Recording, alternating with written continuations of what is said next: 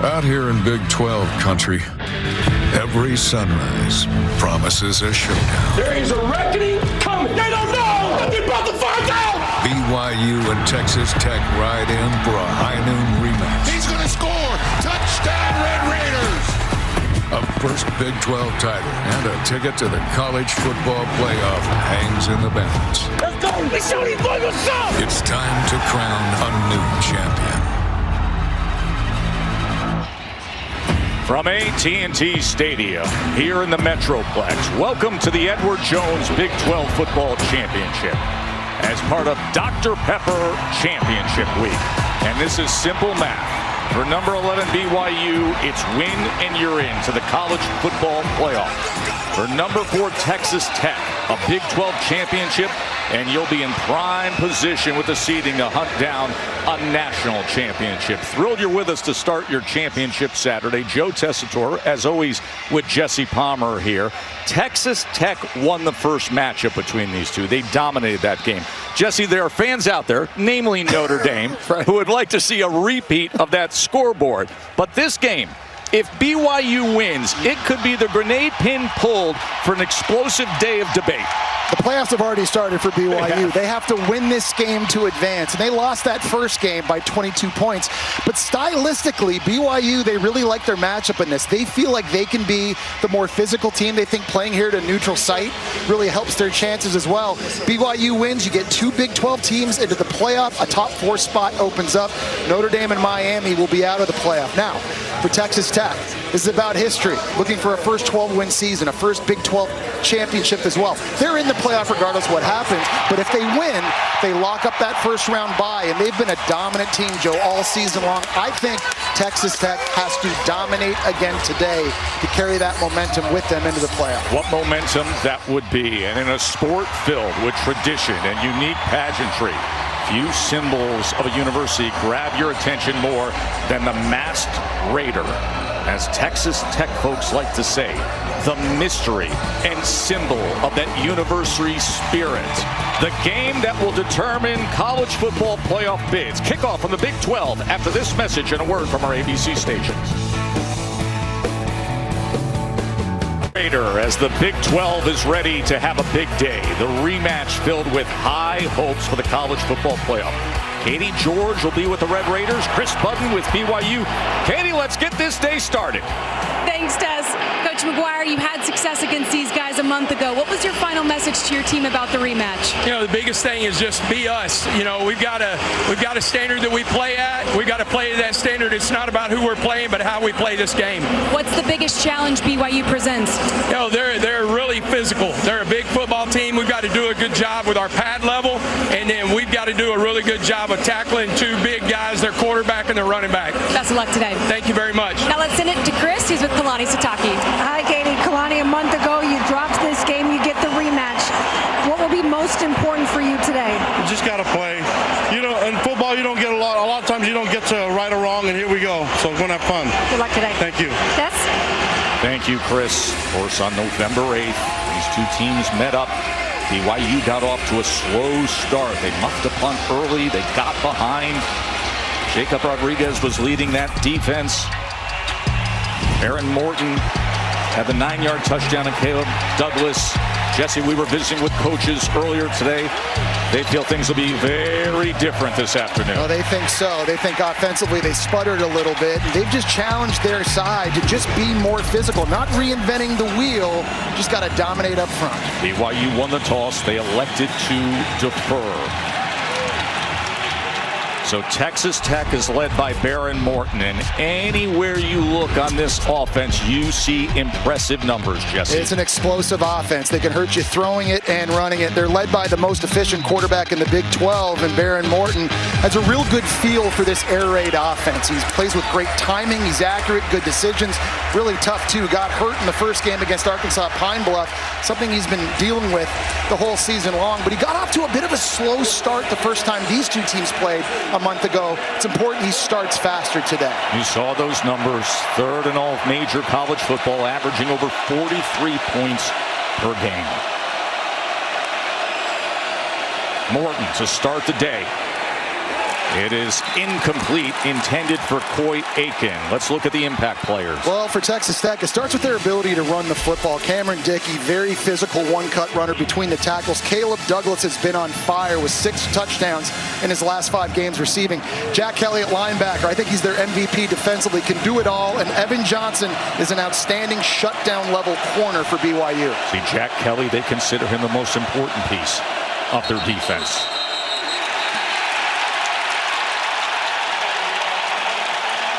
Kevin Marr leads this Big 12 crew for this championship. False start. Offense number 76.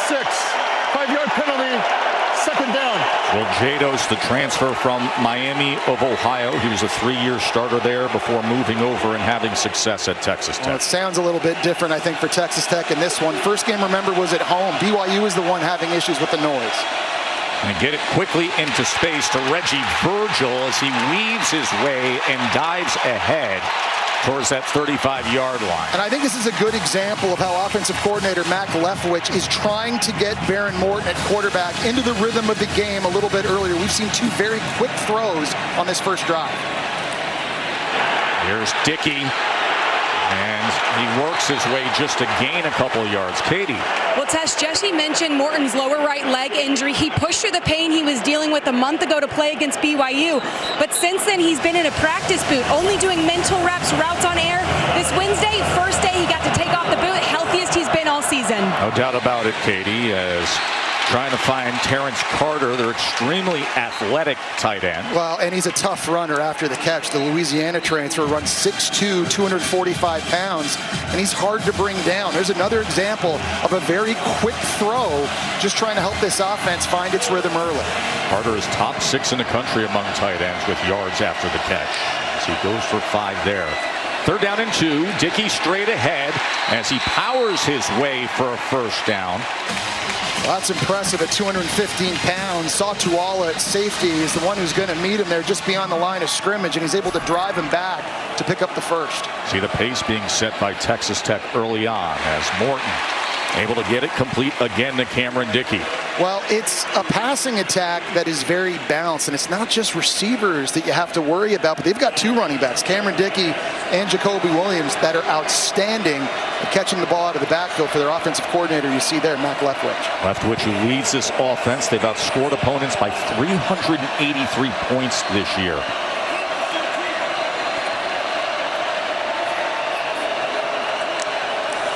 Second and 5. Dickey off left tackle, just tripped up as he was trying to get that line to gain. It was Tanner Wall, the safety, making the tackle. A few plays ago, we saw him just run right through Satuala, and that time he brushed off Logan Latui coming off the edge. Good tough running, and right now Texas Tech trying to establish some physicality. Morton on first down. That ball was tipped at the line of scrimmage and still almost was completed to Dickey, but it goes incomplete. It was Bodie Schoonover who was able to get in the backfield there and get the tip. You see number 48. Keanu Tanuvasa, 57, gets the big paw up to knock that thing down, and still it almost made it to Dickey. Tanuvasa, 6'4", came over from Utah. A Utah transfer to BYU.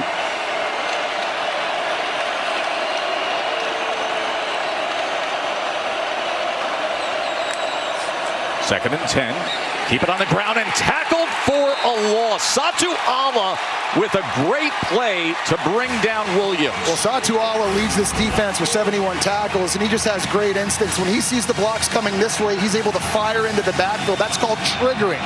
He just sees it right away and gets the tackle for loss, now setting up 3rd and long. 3rd down and 13.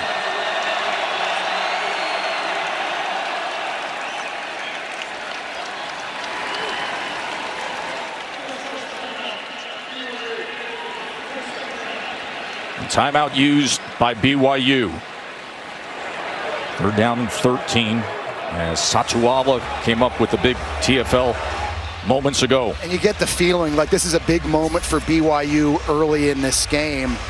Take a look at what their defense was able to do. The first time against Texas Tech, they actually forced 5 3-and-outs in that game. They also dropped 2 interceptions, and they were outstanding in the red zone. They feel like they did a good enough job to win that game. And for Kalani Sitake and this team in the rematch, you just want to be able to establish some momentum early.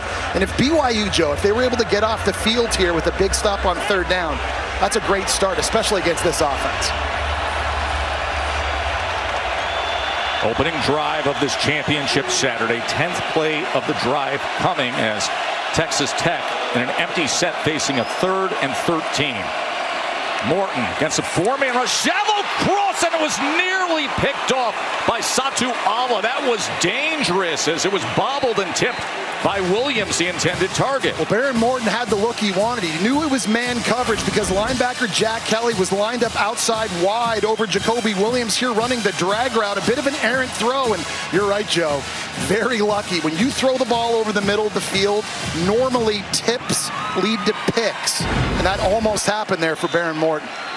So Jack Burgess on to punt. Remember, in the first game, Parker Kingston muffed a punt early on that set up Texas Tech's first score.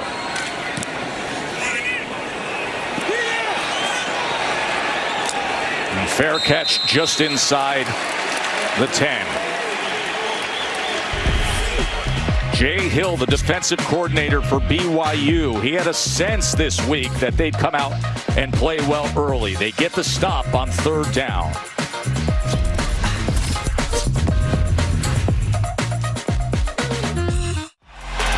Bear Bachmeier leads all true freshman quarterbacks in total touchdowns nationally, Jesse. Got a lot of moxie, won the starting job as a true freshman. That's all you need to know about his leadership and how he elevates his teammates. He's extremely tough, and that resonates with those guys in the huddle, but he's also very poised. He doesn't get too high or too low for a true freshman, but he is going to need that toughness and that poise against one of the best pass rushes in all of college football.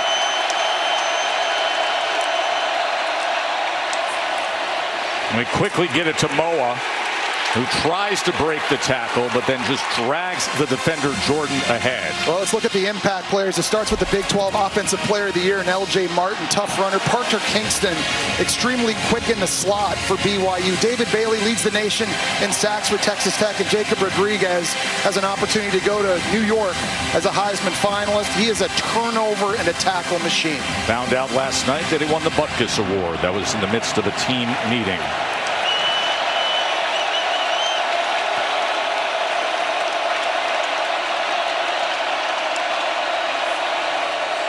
Here's Bachmeier, and the freshman completes his first pass of the afternoon to Chase Roberts, the 6'4" redshirt senior. Well, they bring Martin in motion, and they fake the handoff, and that just freezes the linebackers for a second and allows Chase Roberts to win on the slant route outside. Now, Roberts hurt his hamstring against Cincinnati a few weeks ago, missed the game against UCF. Really happy to get him back. He's a big body, Joe, 6'4". And remember, he scored the only touchdown for BYU the first time these two teams played. Yeah, back on November 8th, came in the 4th quarter.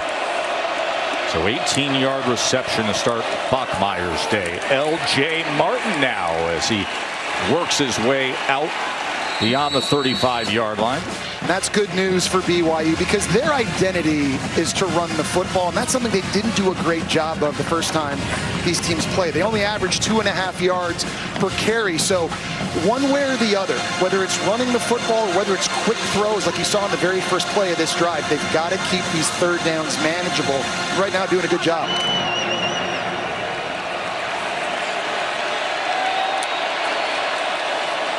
Here's Martin on 2nd and 3, but he is met and tackled for a loss. Jacob Rodriguez making his first big moment of the afternoon. You will likely see many of them. Yeah, and he's a guy just coming off the edge, plays with tremendous instincts. He's coming from the left side of the screen, just shoots the gap and makes a tackle for loss. Now making this 3rd down just a little bit more interesting. And the big key for BYU, if this is a throw, can you protect Bachmeier against this pass rush? With number 31, David Bailey, who leads the nation in sacks. You see him on the right side of your screen in that sprinter stance. Here's 3rd and 4. Bachmeier's going to try to do it with his legs, and he does. It's a 1st down BYU. Well, that's on Texas Tech. They only rush 4, but they get out of their lane. And there's just a big crease here, and there's a big crease here for Bear Bachmeier to run through. And he is mobile. He's a big quarterback, too, at 6'2", about 230, 235. Not phenomenal top-end speed, but good, quick decision there on third down to get north and move the chains. Listen, he's thick.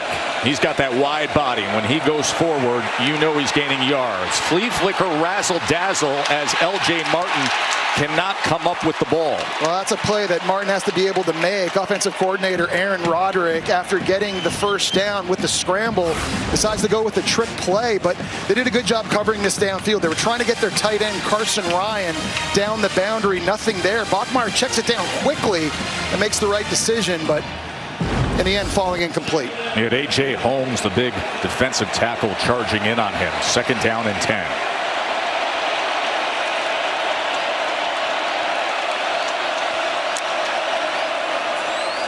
Here's Martin trying to get upfield. Does have blockers in front, and that'll make it 3rd and about 1.5 yards. And is tackled by Roberts. Well, I love that play call because the quick screen to L.J. Martin, that's essentially a sweep play. That's an extension of the run game, and you're just trying to get this thing in position to keep the chains moving. Really nice call by Aaron Roderick. Something that we've seen with L.J. Martin throughout the year, lining him up at wide receiver. Very versatile runner that can get it done not just in handoffs, but catching the ball too. Ben Roberts, by the way, is down at the end of that play. The other star linebacker who doesn't get as much attention or credit as J-Rod, but he's a big part of what they do defensively. We'll take a quick timeout.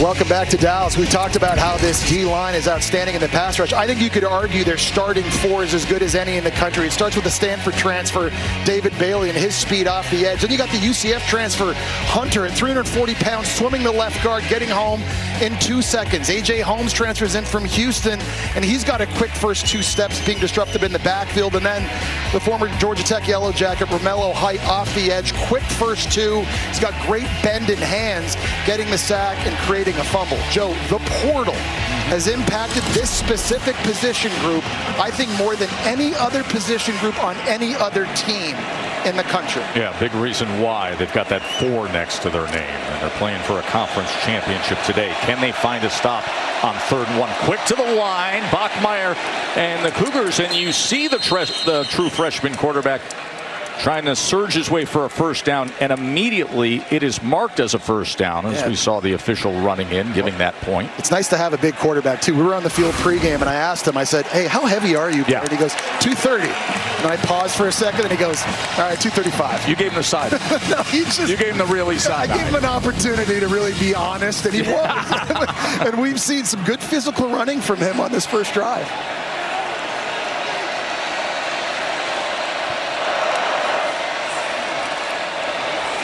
Bachmeier threw it a little high for the intended target, Carson Ryan, who took a shot. Yeah, he's trying to find Ryan there on the seam route, and it's Brendan Jordan at safety. He was able to go over, put a good clean hit right into the body of Carson Ryan. You know, that does not feel good. That's one of those gasping for breath moments.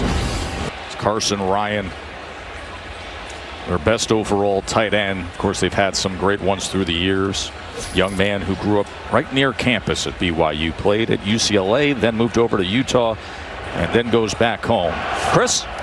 Tess, BYU's focus this week has been in starting fast, so much so that they changed the way that they format practice. They would do it, they would call it stretch and go to simulate getting off to a fast start. It's something that they have struggled with this year, particularly on some of these early morning kickoffs. And Chris, we've talked about it all week in terms of the slow starts, and Jesse, the impact that has had on them. Of course, the one big slow start was the loss at Texas Tech. The rest of the way, they've had to come back with success. It's happened at Colorado, and it's happened at Iowa State. It certainly happened this matchup about a month ago. Even happened against UCF in their last game out, too. But already you can see whatever they did in practice, mentally this team just seems a little bit more ready a little bit earlier in this one on defense and on offense. Yeah, against UCF, they were down by 14 and scored 31 unanswered. L.J. Martin in space, and that's exactly how they want to utilize immobilize him. Well, tackled by Wisniewski. I like what they're doing now. On their last 2 second and longs, they've thrown a quick pass to L.J. Martin. We saw the receiver screen before, and this time on the swing route, and there's a lot of space out wide that L.J. Martin is able to go take advantage of. Well-managed current drive for BYU.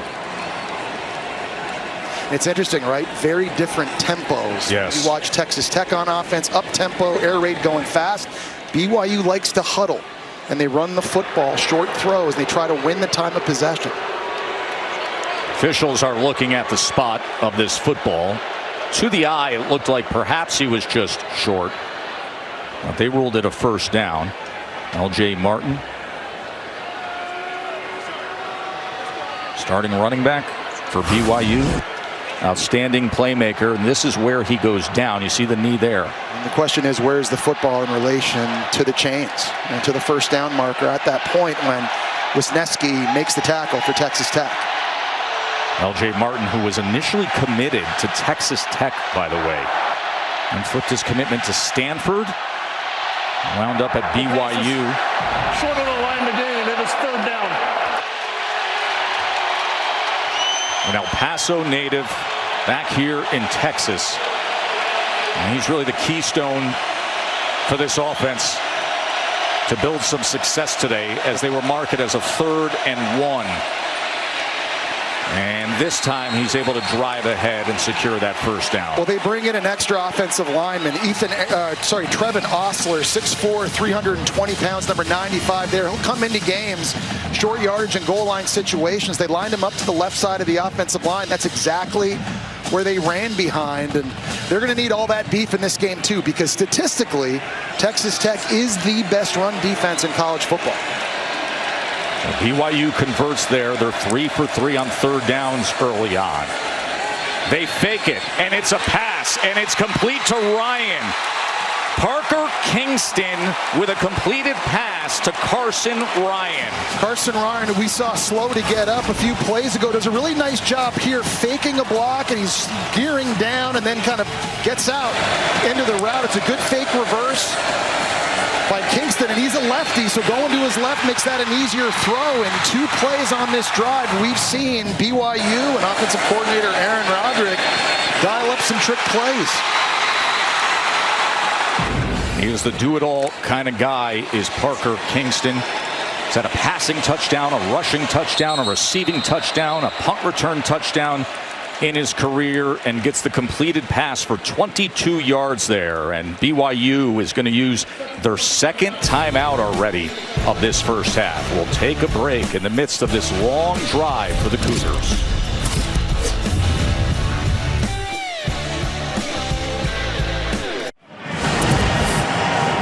Texas Tech linebacker Ben Roberts spent a lot of time in the injury tent after this play. His teammate Cole Wisniewski fell on him while they tackled Bear Bachmeier. He warmed back up in the team box. He's returned to the field, guys. Katie, they talk about him a lot. Rodriguez gets so much attention, but it's Ben Roberts who they feel is critical to what they do defensively. And now Texas Tech against this BYU offense that has marched down the field with a 12-play drive. Bachmeier, the big freshman quarterback, he's met right in that run fit hole after a gain of just 1 by Ben Roberts. But this drive is really synonymous with what BYU wants to do, right? They want to keep the ball, own the clock. This is now 13 plays on this drive, and they've done it running. They've had some quick throws to L.J. Martin. We've seen them be aggressive as well, Joe, with a couple trick plays too. Just think, we're talking about this in the break. It shows you their mindset coming into this one. Yeah, we were saying before kickoff, BYU wants to start this game where it feels like it's on their terms. Yeah. This is the kind of first quarter that feels that way as we're coming up close to 5 minutes remaining in this first quarter. Scoreless for now. L.J. Martin right in. And that is the first time Texas Tech has allowed a point on an opening drive this season.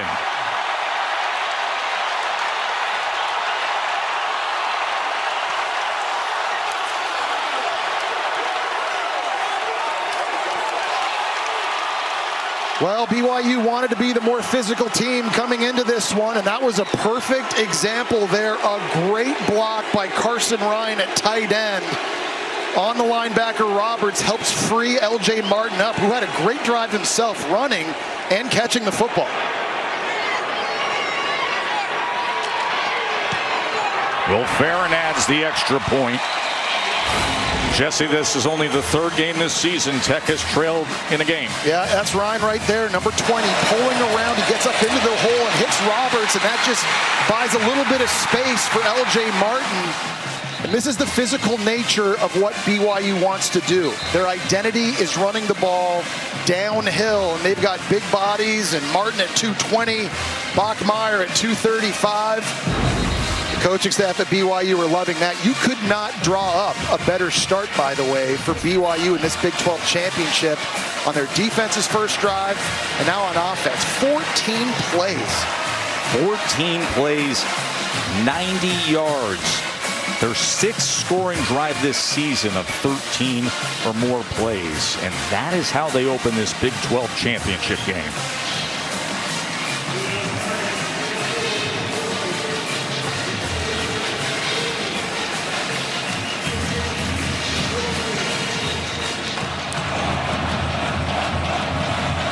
Of course, the time of the year when the coaching carousel is creating a lot of chaos, but not with BYU this week.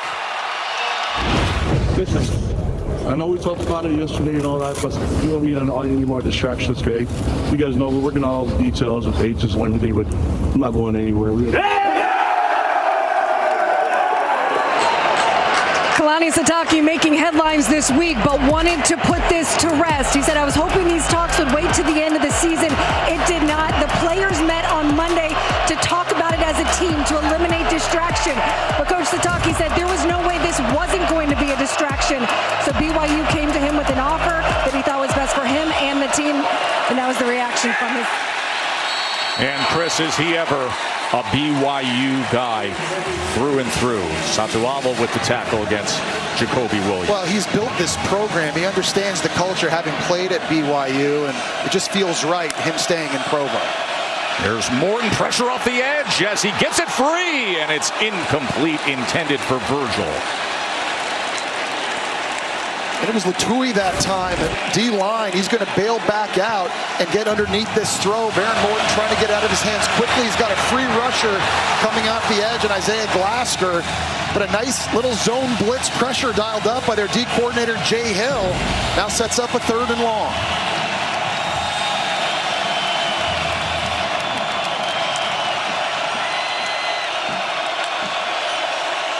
Third and 10 for Baron Morton. And that is complete to Reggie Virgil past midfield. A chunk play for Texas Tech. A really nice job in pass protection that time, giving Baron Morton a nice clean pocket to throw into. And there's Reggie Virgil. I think he's their most explosive player on offense, running an in-breaking route. It took him a while to get there, but you see how dangerous he is after the catch. 30-yard reception.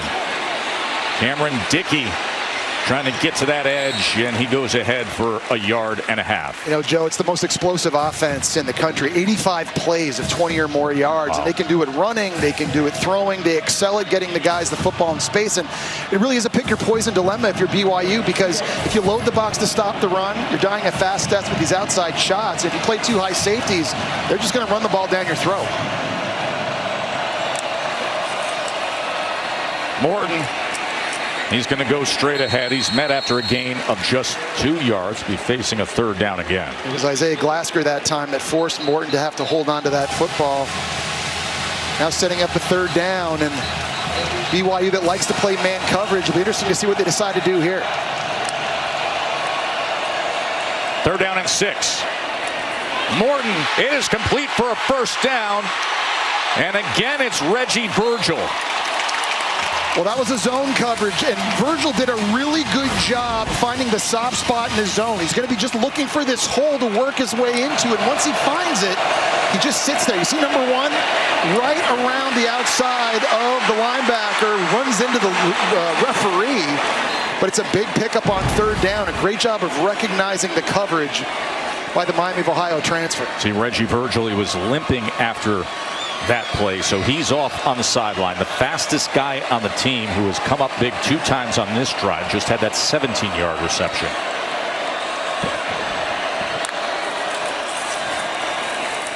Morton.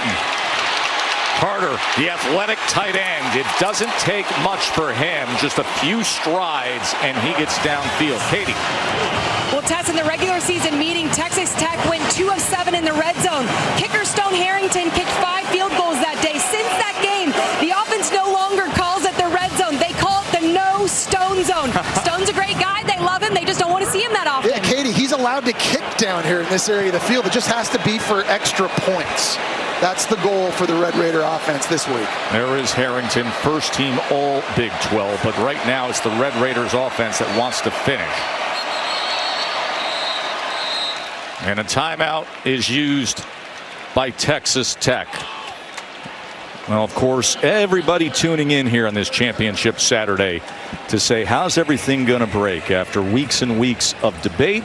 You know, we've got a game here that can simplify a lot of things. I think so. I think the ACC championship is going to help us with the 11 seed and the 12 seed of the bracket. But I think this is the game that really determines Notre Dame and Miami. And if Texas Tech wins, all of a sudden that debate between Notre Dame and Miami comes a big thing. If BYU wins, though, those teams are out, and you get a new spot open in the top 4 as well. So lots still to be determined today. But no question, you're right, Joe. This game here in the Big 12 championship, it decides a lot. Yeah, obviously, if you're Notre Dame, if you're Miami, if you're right there on the edge of the cliff, it's all about Texas Tech for you today. A BYU win in the Big 12 becomes a 2-bid league. Texas Tech secured their spot. BYU would be the automatic qualifier with a conference championship. Off the timeout, first down. See the finger pointing over at the Red Raiders side. Offense number 70, 5-yard penalty, first down. Well, they've had a couple issues early in this game with some false starts, and it's pretty loud here at AT&T Stadium, and that's the redshirt freshman right tackle Jacob Ponton. Just going a little bit early, and now backing up Texas Tech in an area that you absolutely do not want to be going backwards down here in the red zone. Or the no stone zone, as they call it. See the kicker Stone Harrington. Saw too much of him back on November 8th with the 5 field goal performance. They're looking for 7s. Out of the backfield is Dickey as he makes up for that lost yardage on the penalty. Tackled by Bamba. There's a lot of viable targets for Texas Tech in this area of the field. One thing they have at receiver, Joe, is they have a lot of size. When you look at Virgil and you look at Eakin and Douglas and their tight end Carter, all of them 6'2" or taller, and that's a tough one-on-one matchup for these BYU DBs. Second down. Dickey bounces to the outside and darts inside the 5-yard line where Mori Bamba runs him down again. Well, he's a big physical runner, but he's got deceptive speed as well, and able to get to the outside and bounce that thing just outside of the corner. Bamba, now you've got a big third down here in tight windows. These things open and close, and if you're throwing it and you're Baron Morton, the timing has got to be perfect. You can hear from this crowd that has traveled for BYU. This isn't Lubbock anymore. Third down and 3. And again, the flag comes in.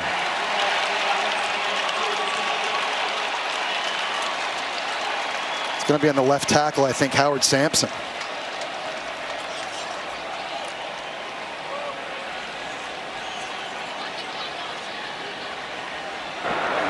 False start. Offense number 79, 5-yard penalty, second down. Well, guys, Joey McGuire is arguing with the officials. He's saying that BYU's clapping, which is throwing off his offensive line. Well, that's something you can't do defensively, is you can't simulate a snap count. That would be a penalty on the defense if, in fact, that was happening. But 3 false starts now for Texas Tech, and 2 of them have come down here in the red zone.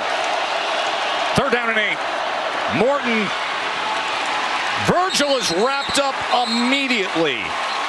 That was Bamba.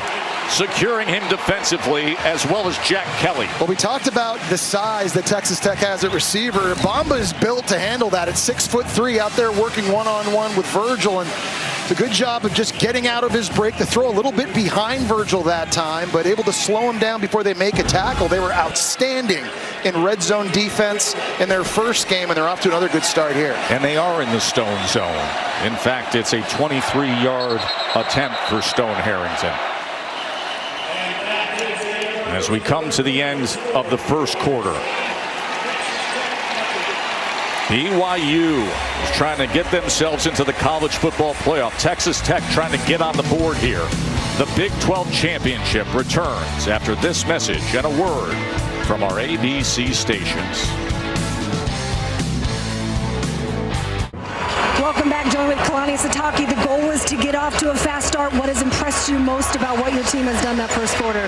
Well, they're good. They're playing physical. I like it. And, we just got to keep going. I mean, defensively, we got to get out third downs, but Texas Tech's a good team. We just got to keep it going. About 45 more minutes to make it happen. Appreciate it. Thank you. Thank you.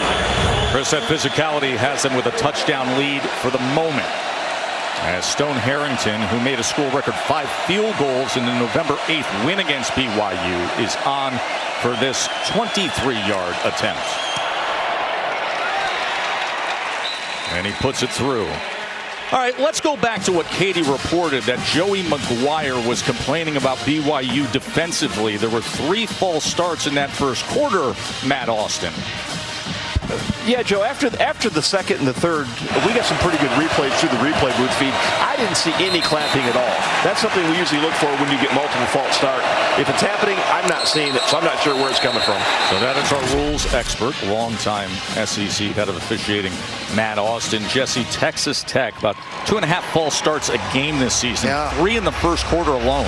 Yeah, and it's been an issue. I think the silent count was something that they realized as a coaching staff they had to adopt, especially after they had 8 false starts earlier in the season playing on the road at Utah. And obviously you're not in the friendly confines of Lubbock. In this one, I'd say the crowd feels like it's 70-30 in favor of Texas Tech, but still much louder for them when they're on the field. And right now, offensively, their offensive line is having some issues, just trying to hold their water.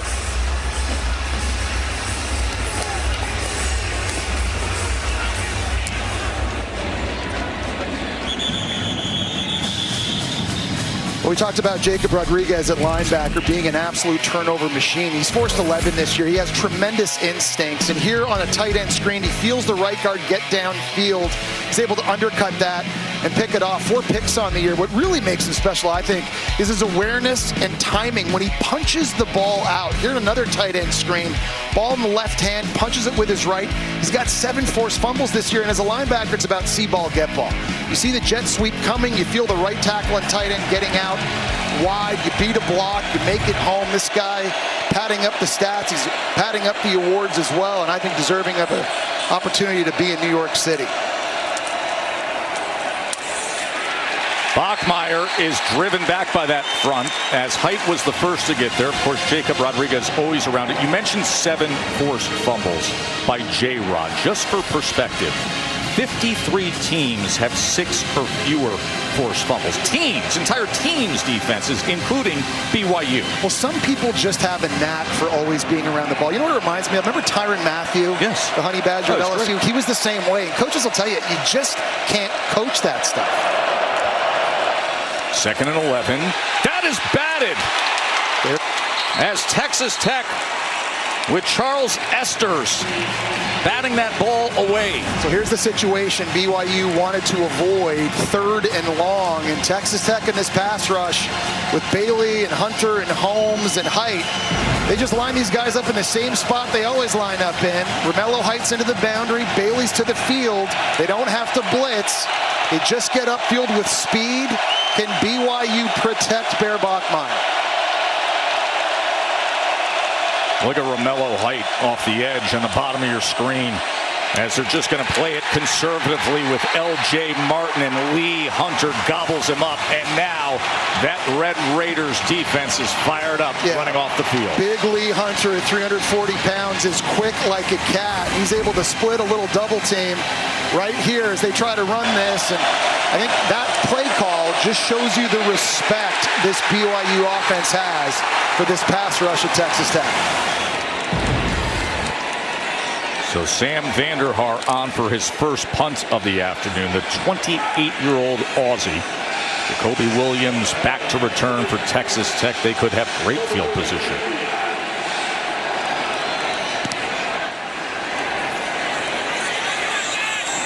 Williams, first wave of coverage, goes right past him as he takes it ahead and fights his way out just beyond the 38. Well, that Texas Tech defense responded.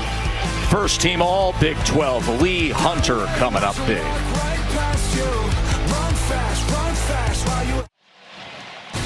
Well, AT&T Stadium, it's hosted every Big 12 championship since 2017. There's an agreement that extends to 2030. AT&T keeping you connected. Our bracket insights, Jesse. Well, a big one obviously down in Atlanta with Georgia and Alabama.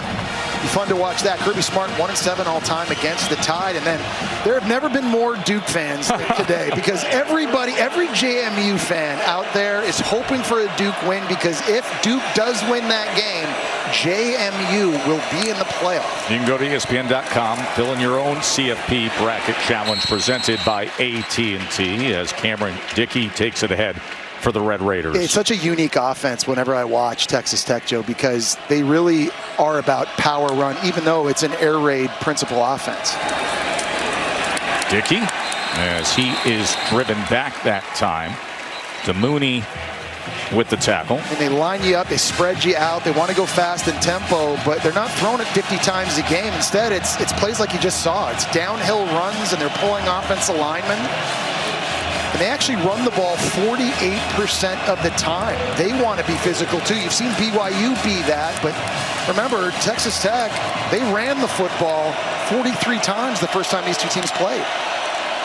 Third down, nearly tripped up was Dickey, but he's able to gain his footing and spin ahead as he goes past midfield for a first down. And literally the same run play, 3 plays in a row. That's a simple zone scheme.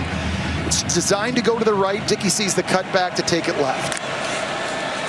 Baron Morton grew up locally in Lubbock as he connects with Dickey on the shallow cross, and he is tackled that time by Glasgow. Well, it's a good job of seeing the linebackers bail out that time. It was Glasgow 16 that dropped back into zone coverage. You saw Baron Morton, zero hesitation, just finding his check down right now, taking the profit, and now setting up 2nd and 3.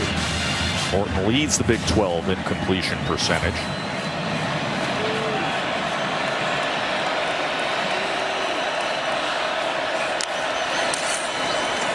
Dickey again, just feeding that run game as he lowers the shoulders. They're going to mark him about a football length short of that line to gain. That's not easy against this BYU front either, because Talmoy Piao and Tanuvasa, those are big bodies up front to move. Quick to the line, and with it, they had plenty of space and a first down for Texas Tech. Well, that time, Texas Tech was able to get that movement. They were able to get a block on big number 55. Talmoy Piao up front for BYU, and now you're seeing Texas Tech start to establish the line of scrimmage a little bit themselves. They're not going as fast. They're slowing down a little bit, but having a lot of success running the ball. Also a nice job by the starting center, Sheridan Wilson, to seal on that last run. Here's Morton. Downfield strike, and brought in by Aiken. They're going to mark him down at the 1-yard line. Coy Aiken, Cowboy Coy. Well, that play was made possible by Jacoby Williams picking up the blitz, gave Morton time to get this thing downfield to Aiken. Wow. Great job seeing it in, back shoulder. And the question is, did he get in? Well, you hear the crowd reacting, and it looks clear as day that this is a magnificent touchdown by Coy Aiken. Nice job by Morton, understanding where the one-on-one matchup was. Catch and out of bounds at the 1 yard line. The previous play is under further review. And I'm with you, Joe. Watching those replays back, it looks pretty simple. That's going to be a touchdown, I think, for Texas Tech. Let's bring in our rules expert, Matt Austin. This seems very clear, Matt. Yeah, Joe, you and Jesse are exactly right. He catches the ball, gets a foot down, all inside the pylon, never touches out of bounds until he gets to the end zone. So this will be a touchdown. Cowboy Coy, his father is the rodeo coach at Tarleton State University here in Texas. So Coy Aiken grew up competing in rodeo, and boy, did he just rope himself a highlight there. Well, we've seen Texas Tech get more and more aggressive throwing the ball. Remember, the first drive is a lot of short throws, trying to get Morton into a rhythm. But these last couple drives now, they're taking opportunities downfield. After review, it has been ruled a completed catch for a touchdown.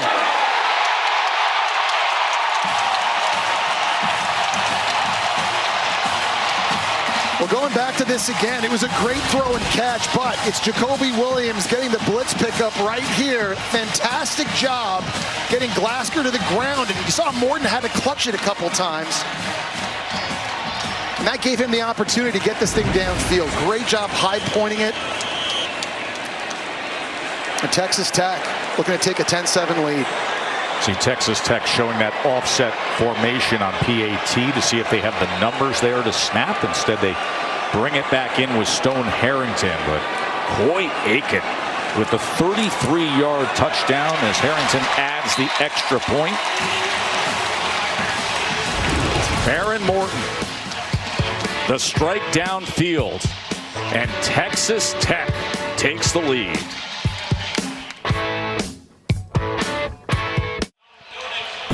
Texas Tech with a 10-7 lead here in this Big 12 football championship on a field that's very familiar to head coach Joey McGuire. He won a couple of high school state championships at AT&T Stadium with Cedar Hill High School years ago, and his offense just came out, looked excellent with the 33-yard touchdown to Coy Aiken. Coy himself has starred on this field as a high school player in Texas State football. 2021, a state championship. He had a 9-catch, 187-yard game that day, and he just had a magnificent 33-yard touchdown with great body control.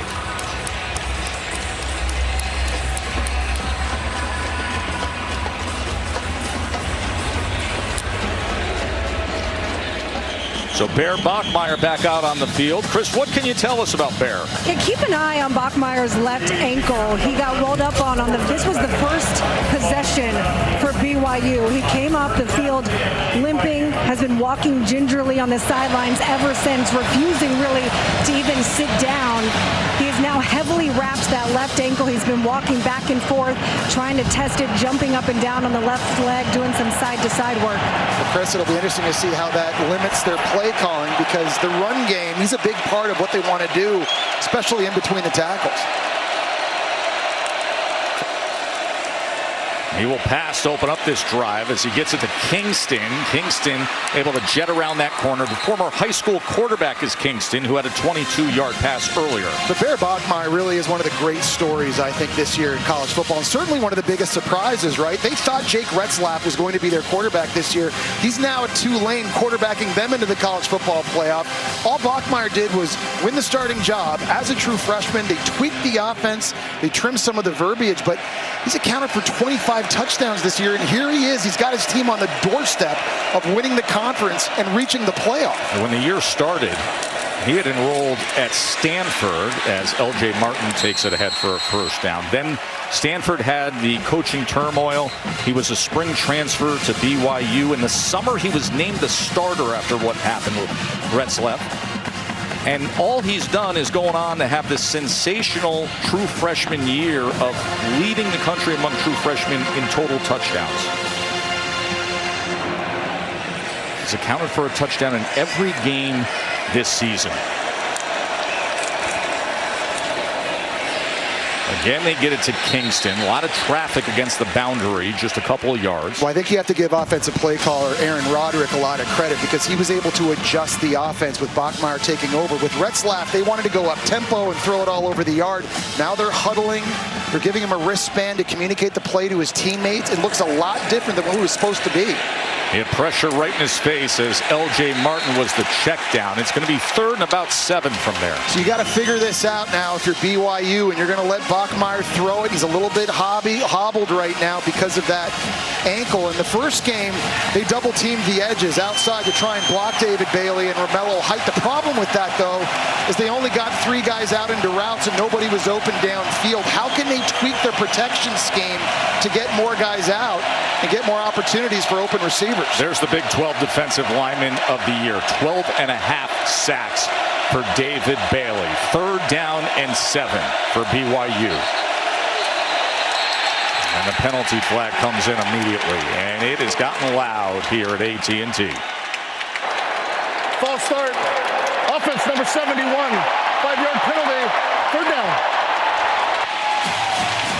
First BYU penalty of this championship game. That's Isaiah Jada, the Colorado transfer, out at left tackle. And now you've been backed up even further. We saw earlier in this game on a 3rd and long, the last time out, they just handed it off.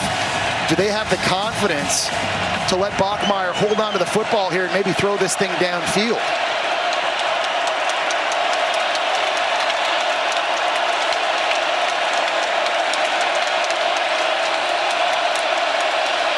Third down and 12. They go underneath to Martin, trying to set up the blockers, and he is met. And Joe, that's the advantage and the luxury of being able to rush the passer with only 4 guys, because you're going to get 7 in coverage. In a situation like that, everybody drops back into a big zone. Everyone's got their eyes on the quarterback. When this comes out of the backfield, you just keep it in front of you. You can all rally to the football, make a tackle, and get off the field. Jacob Rodriguez, David Bailey, and that Texas Tech front 7. They are dynamite.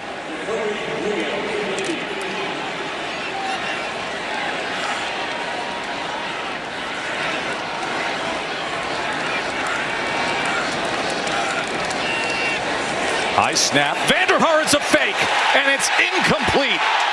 Special teams coordinator Kelly Papinga put in numerous fakes this week in practice, and they just tried to pull one off there on 4th down. It was Bodie Schoonover who tried to sneak out of the backfield. Not a very accurate throw, but I don't know if that would have mattered anyway, because Texas Tech had a defender home. He's just going to try to sneak out here in the flat. But Texas Tech was ready for it. We've seen Kalani Sitake, Joe, aggressive early on offense with true trick play calls. Now you're seeing it on a fake punt. It goes incomplete, and there's the Texas Tech offense now right back on the field in BYU territory. I spent some time with Coach Papinga pregame. He said, listen, if they give the safe look we think, we will have that green light. They did there, but it's a turnover on downs. Kelly, one of the outstanding special teams coordinators in the country, his time at BYU and then UVA. Here's Morton now, back to business as he's rushed and just gets it away, and it was Latui getting pressure on Baron Morton. Yeah, Latui's made a couple of plays early in this game, that time working against Howard Sampson, the UNC transfer over here at left tackle. And Sampson's 6'8". He's a big guy, and sometimes it's hard for him to get low. Just better leverage that time for Latui, able to force the errant throw. So after the turnover on downs on the failed fake punt, here's Virgil on the inside screen, but he is tackled immediately by Raider Dumoni. So this is another big moment now for BYU's defense as they substitute on their best pass rushers here on 3rd down. After the sudden change and the fake punt fail, how big would it be if they could get off the field here? So all the movement up front as both lines were engaged on what was 3rd and 8. And this could be on BYU. Offside. Defense number 57 with contact. 5-yard penalty. 3rd down. That's Tanuvasa, number 57. Making this 3rd down a little bit easier now for Texas Tech and opening up the run game opportunity potentially for Cameron Dickey. And at this area of the field, Joe, I think if you're Joey McGuire and Texas Tech, you're basically in 4-down territory here. You're kind of in that no man's land. 3rd down and 3 after the penalty, after the turnover on downs, the failed fake punt. And the play call now goes to Dickey with the distance change of 3rd and 3, and with that, a chain mover, Texas Tech. Well, they bring Terrence Carter Jr. at tight end in motion. He's going to get a big wham block coming from this side and seal this so they can run it right up the middle of the field. That's Latui he's able to get on the block. First down pass, it's overthrown, intended for the 6'4" Caleb Douglas. Johnson had coverage. Well, Baron Morton's starting to feel it now a little bit more. You can see throwing the football with a lot of conviction down the field. And I think this coaching staff has done a better job in this matchup this year against BYU of just helping him get settled a little bit. They thought he was a little too juiced up the last time, missed some throws downfield, didn't give guys opportunities, was holding on to the ball and getting sacked. He's looking a lot better early in this one. Carter in motion, the athletic tight end. He's going to block for Dickey, who tries to bounce it to the outside before he is tackled by Alexander.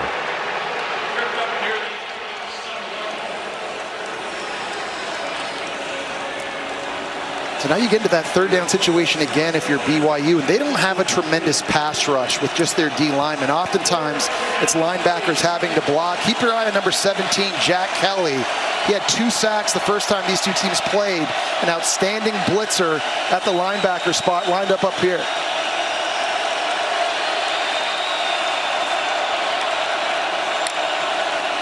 Third and 8. Here is Kelly. As Morton tries to spin free, somehow stays on his feet before eventually Kelly corrals him. Well, Kelly's 245 pounds, and his first 3 steps are so fast. He got all over Cameron Dickey really quick at running back, who just wasn't ready for the speed coming off the edge here. He forces Baron Morton to spin out of that. Obviously doesn't get the sack, but he makes the play, and that's a big one BYU needed. He is so good at blitzing, Joe. A guy that can cover, he can run, but 9 sacks on the season, the second most in the country for any interior linebacker. So here's Stone Harrington again. This a 48-yard attempt. And this time, it's wide left. So the failed punt doesn't cost them. It's still 10-7, Texas Tech.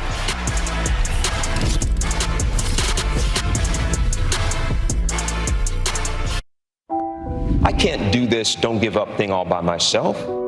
This whole fight, this journey thing is not a solo venture. This is something that requires support. It is V Week at ESPN when we partner with the V Foundation to highlight the urgent need for cancer research. And we know each and every family has brave fighters who need that support. Our ABC football crew is no different. We have the most courageous fighter of all. Our MVP this year has been Carrie, inspiring us every week, and we encourage all of you to give now to the V Foundation at v.org/donate. Well, they're getting back to the run game here with L.J. Martin, and that's big. You go back to the very first drive, they went 14 plays and scored a touchdown. The thing they did best was avoid 3rd and long, where the pass rush for Texas Tech could not affect them. Now, they haven't been able to do that in these last couple of drives, so again, it's important on 1st and 2nd, whether you're throwing or running, you got to be getting some yards. 2nd and 6. Here's Martin. It's going to be 3rd and 1. He's such a tough, physical runner and a guy that's always moving the pile. Leads the Big 12 in rushing yards, plays with great contact balance and low pad level. And he's a guy that can shoulder the load too. He's a workhorse, Joe. And if they have to give him the ball 30-plus times in this game to win, they can do it, because he's one of those guys who seems to get stronger as the game goes on. Leads the Big 12 in rushing and broken tackles. Can he deliver here against that excellent front of Texas Tech? And he does. It's a first down for BYU. Well, they brought on the extra O-lineman, Trevin Osler, at tight end. They're just trying to collapse the left side here to get this thing going north. And that's about 700 pounds at tight end and left tackle, getting a lot of movement against the Texas Tech defense, Joe, that's just giving up 68 rushing yards per game. They're not used to being moved around like that. Keep it with Martin. This time he's going to be tackled for a loss as David Bailey was pulling him back. You know, it's amazing. I'm watching Bear Bachmeier after that handoff, and his bootleg, he's moving so gingerly. It doesn't even look like he can sprint or jog at a fast pace, and you just wonder how much that left ankle is bothering him that Chris had reported on a little bit earlier that he sustained on the first drive, because his mobility is not the same right now versus what it was at the start of this game. Chris Budden's been monitoring that for the last few series. Jesse, you're taking note already here. 2nd and 11. How does it impact the true freshman as Martin just about 1.5 yards beyond the line of scrimmage? This is going back and just kind of watching him here on this throw. Everything's got to come out quick, and everything's going to have to be from the pocket. And even on that one there, he takes a tackle below the knee. Lucky that didn't re-aggravate anything. Final seconds towards that 2-minute timeout are counting down. The young freshman quarterback and the Cougars are going to be facing a 3rd and 10 when we return to AT&T Stadium.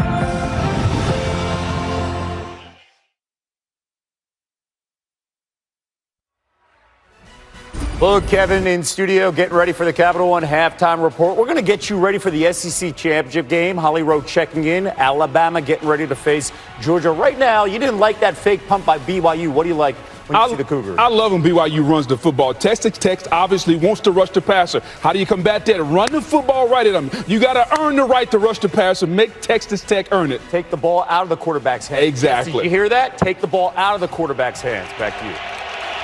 Well, Book, here's an opportunity to rush the passer. 3rd down and 10, and there's the best in the business.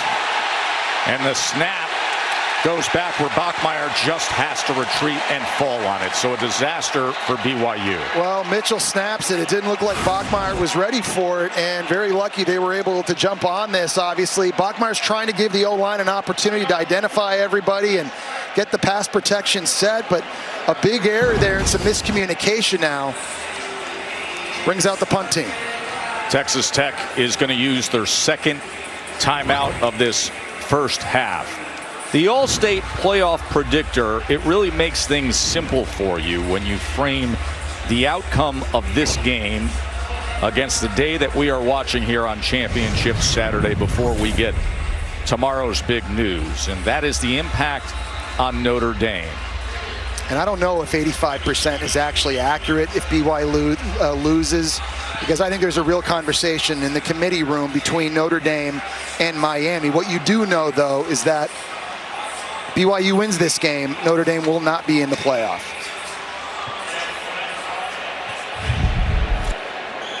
Sam Vanderhaar on again. Remember, it was a 4th and 6 when he threw an incompletion, a fake punt attempt. And now rugby style for the 28-year-old Aussie as it harmlessly falls between the hashes before it is downed.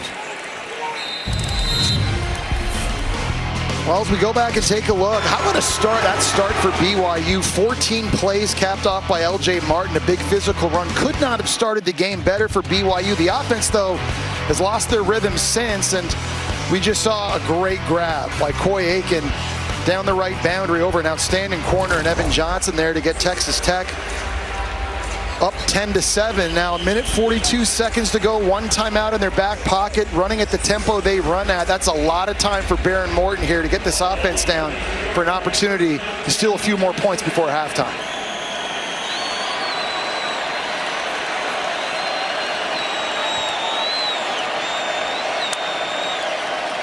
Here's Morton as he pumps, looking for an opportunity to connect with Terrence Carter as tight end, and he does over the middle. You got to go fast. You got a kicker in Stone Harrington who hit a 58-yarder against Utah. So if you get somewhere near the 41-yard line of BYU, you're in business. Going to run the ball here with Williams as Williams takes it ahead before he's tackled by Latui. Well, and if that had been a first down, the game clock would have stopped momentarily here under 2 minutes to go in the half. So precious seconds still ticking away. On 3rd and short, remember they do have the 1 timeout remaining as Williams had a cut back against the grain. Oh, the ball's out, and it goes right into the hands of Terrence Carter. It was Tanner Wall from BYU who came in and forced the fumble, and it takes an unbelievable bounce right into Terrace Carter Jr.'s hands. BYU fans can't believe it. This is a play that could have been a tackle for loss. Instead, it's Texas Tech all the way down to the 25. It was a great individual effort there by Williams just to get into the second level, and a very, very lucky bounce for the Red Raider offense. Texas Tech, 30 seconds. So the final timeout is used by Texas Tech. Let's go back and look at this wild play here. It's crazy because you're right. This should be a tackle for loss for BYU. Then it's a big play for Texas Tech. It becomes an even bigger play because the fumble actually advances forward, and Carter's able to scoop it and get it down near the 25-yard line. We're talking about Stone Harrington, a kicker, Joe. From the 40, you're in his range, and now you're easily within that at about the 25-yard line. What a big-time play for Texas Tech here at the end of the half. Remember, it's BYU receiving first in the second half. Remember, this was the short attempt to start the day for Stone Harrington. And then his second attempt from distance was missed left. He had made 5 field goals, a school record, in the first matchup against BYU back on November 8th. But after that bounce of the ball, they're all the way down to the 25 already. Morton, he's being pressured. No timeouts remain for Texas Tech as he is tackled at the 22-yard line by Miles Hall. You got to go. You either got to clock this, you got to do it quickly. Remember, Texas Tech has lots of size outside at receiver, and an opportunity for Morton to throw this thing up. Downfield strike, and that's incomplete, looking for Douglas, who was covered by Johnson. And it was good coverage by Johnson that time. He was the guy who got beat on the Aiken touchdown, and he's their best corner outside. He's working against the big 6'4" receiver. There's a little bit of contact, obviously, but I think when you turn your head to try and locate the football, that oftentimes encourages referees to leave the flag in their pocket. You hear the reaction from the Texas Tech fans.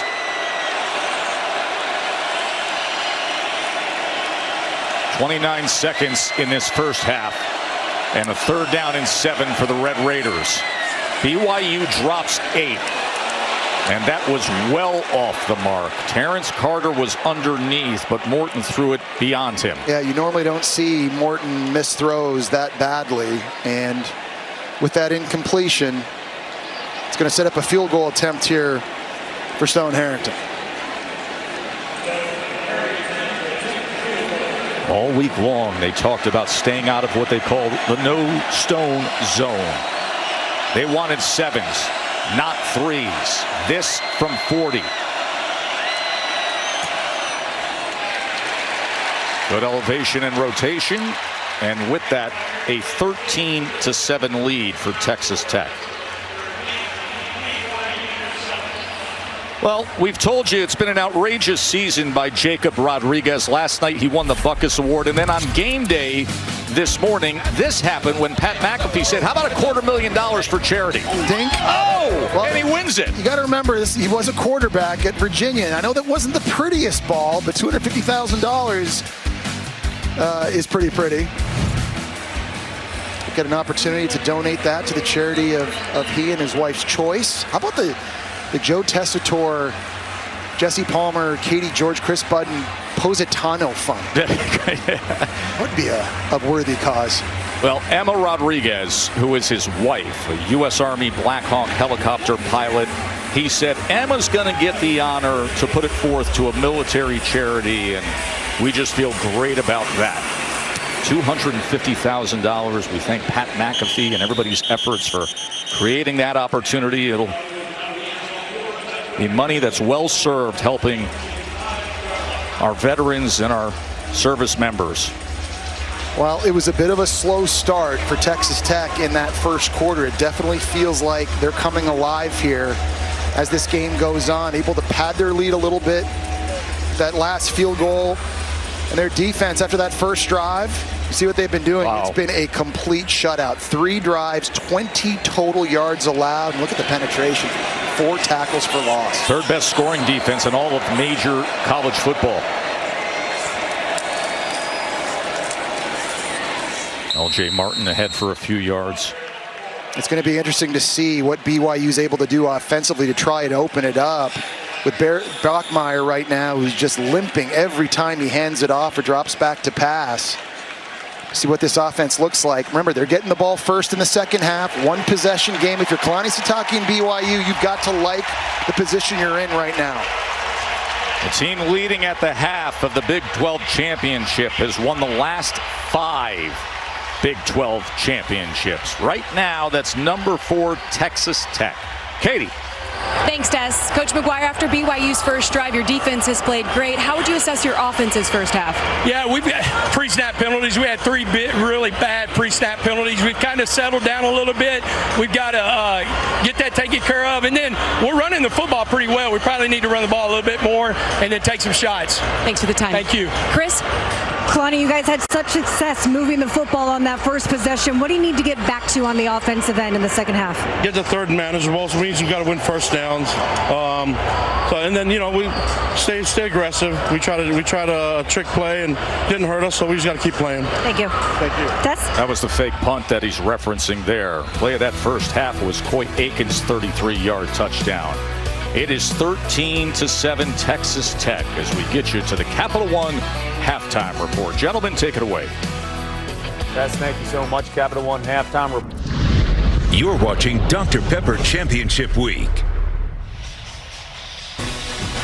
Edward Jones Big 12 football championship game as part of Dr. Pepper Championship Week. Joe Tessitore and Jesse Palmer in the booth with you. 13-7 Texas Tech. BYU's going to get the ball here, Jesse. They had that opening drive where they came down, had the L.J. Martin touchdown, but then they didn't cross midfield after that first drive. That's right, they did. They started off doing a great job, I think, being physical, running the football, and finding some short throws as well. But I think Texas Tech's defensive line now has started to take over, gotten a lot more penetration. Curious to see what this BYU offense looks like here early in this half. And let's remind people at what's at stake here, because this is the game that determines so much. Texas Tech wins this thing. They're going to secure a first-round bye. You keep the window open for Notre Dame or Miami to get into the playoff as well. BYU wins, though. Notre Dame and Miami are out. You'll have 2 Big 12 teams going to the playoff, and there's going to be a spot open in the top 4. So this second half right here, Joe, in the Big 12 championship game, this is going to help clear up a lot of the college football playoff picture. Sold out here at AT&T Stadium. They have been roaring since the 11 a.m. local kickoff.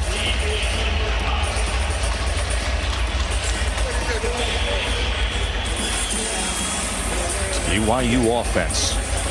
Can they get back to the way they looked on that opening drive? Of course, Bear Bachmeier, their true freshman quarterback. We saw him banged up. That is a concern. Chris Button, what can you tell us? Well, I asked Kalani Sitake how Bear Bachmeier was doing, and he said he'll be fine. Pain is what you sacrifice if you want to play this game. I watched Bachmeier coming out of the tunnel and warming up. He was still testing that heavily wrapped left ankle. He was wincing at times, but he is going to try and give it what he got. Sitake also told me, the message to my team is, I need you to act like this is the last 30 minutes of football you will play in your entire life. Yeah, Chris, just watch him kind of burst out onto the field right there. It's probably the best I've seen him since that injury, but it'd be interesting to see how it affects this play calling. Going to open up the second half with a completed pass to Chase Roberts. I like that idea. The ball's going to have to come out quick because with that injury, I don't think you can move the pocket, and I don't think you're going to have any QB runs anymore in your game plan too. So if you are throwing it, you got to have a plan to get it out quickly, get it in the hands of your playmakers. That's a good call there by Aaron Roderick, who you see their play caller offensively. That distinct number 47. You talk about pain being the sacrifice when it comes to moments like this. Well, remember, he wears that for a reason. L.J. Martin played linebacker and running back in youth football. His dad said 47. That's for the most physical players, and Bear bought in at a young age and has kept it. Well, that's a toughness too, Joe, that I just think resonates with his teammates. They know, everybody in that huddle right now knows that he's not 100%. And I guarantee you, Bear Bachmeier is not the type of player who's going to use it as an excuse or as a crutch. He wants to compete. This team and this offense rallies around him. Him playing with this, it galvanizes this offense. First down, and here he is. Oh, look at that. You want to talk about physicality. He just ran over Ben Roberts. And Ben Roberts is a 6'3", 240-pound linebacker. And you talk about galvanizing your offense. It's a play like that that'll do it. Just lower the boom, fall forward. You can't ask anything more. The definition of toughness you're seeing from BYU's true freshman quarterback right now. May only be 6 yards, but it really tells you where he is right now, starting this second half, compared to where he was in that second quarter.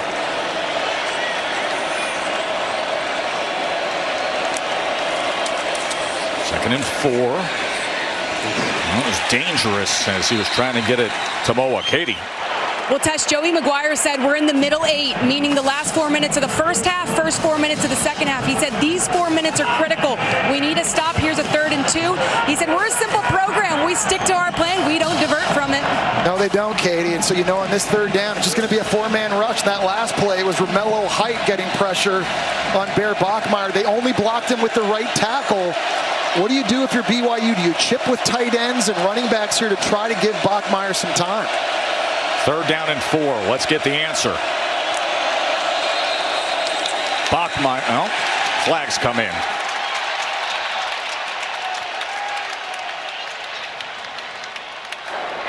False start. Offense number 61. 5-yard penalty. 3rd down. A little flinch that time by Waylon Lapuaho, who missed the last 2 games because of injury at left guard. They're happy to have him back here in the lineup. But we've seen false start penalties for both of these offenses early, Joe, and I think it's really important in a one-possession game like this. Obviously, you have to cut those mental errors out. That's a big reason why you see the pre-snap penalties. Roaring fans on a championship Saturday.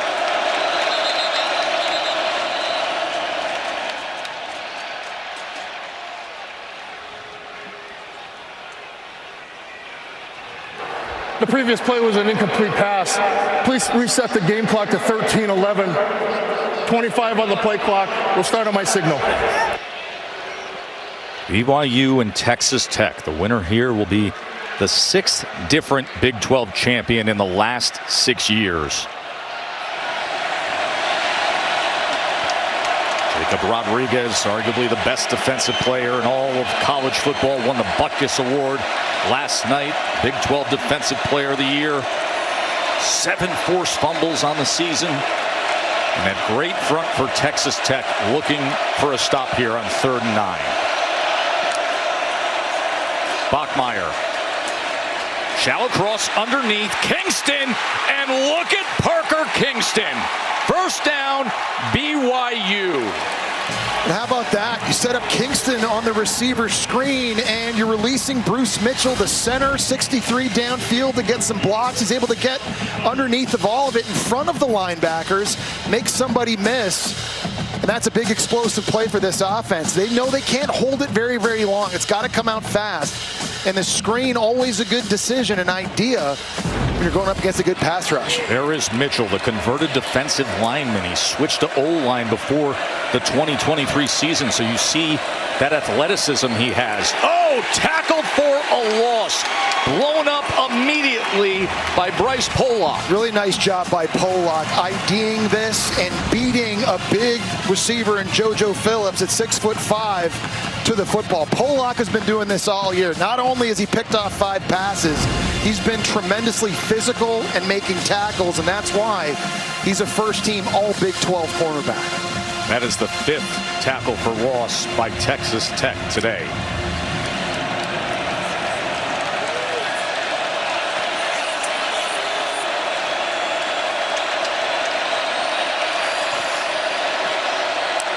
Empty set on 2nd and 16.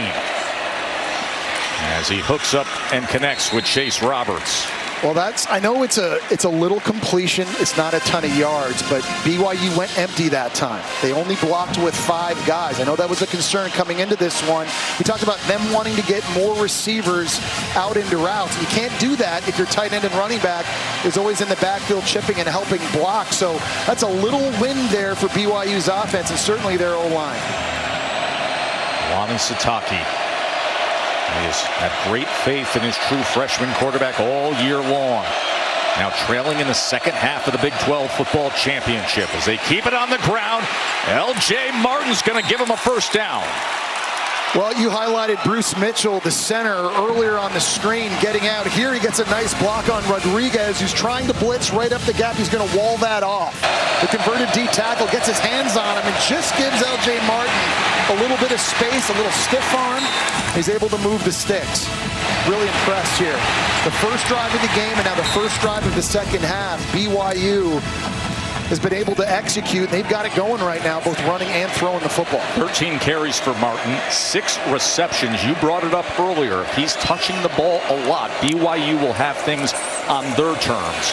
First down, a lot of traffic as Moa was the option for Bachmeier, who was thrown back. Well, you don't see a lot of blitzing. We keep talking about this D line. That time, though, defensive coordinator Sheil Wood, he brings the corner off the edge, and it's Pollock, which they don't do a ton on film. I don't know if BYU was expecting that. Bachmeier, very lucky, he was just able to get rid of that thing and throw it forward. If that had been a lateral, that would have been a live ball.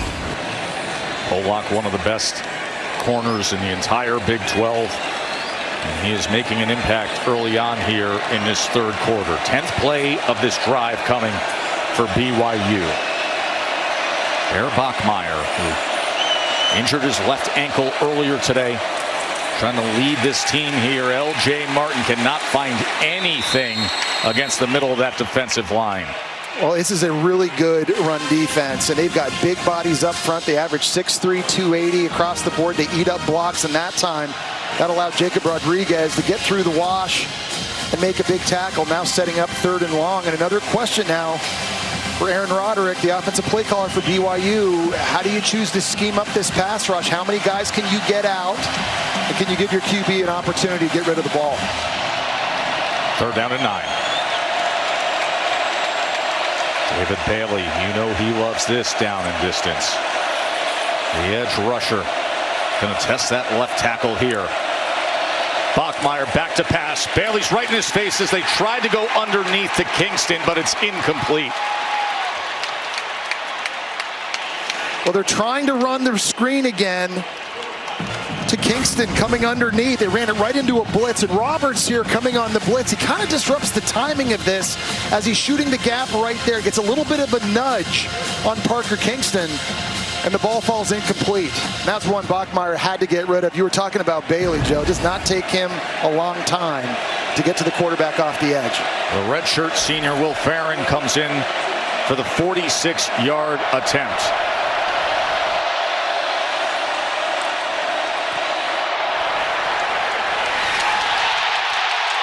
And that was not well struck at all. So a missed opportunity for BYU. Will Farron couldn't connect from 46 yards out. And our score remains 13-7, Texas Tech.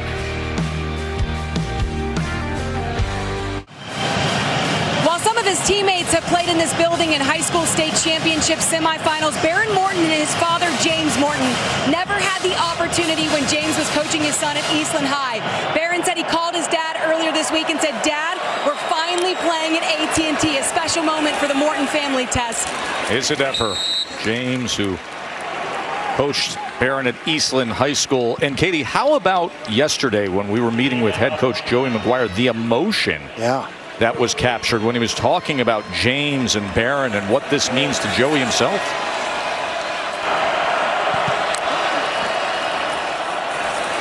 There's Williams on 2nd and 8. Oh, he kept his balance.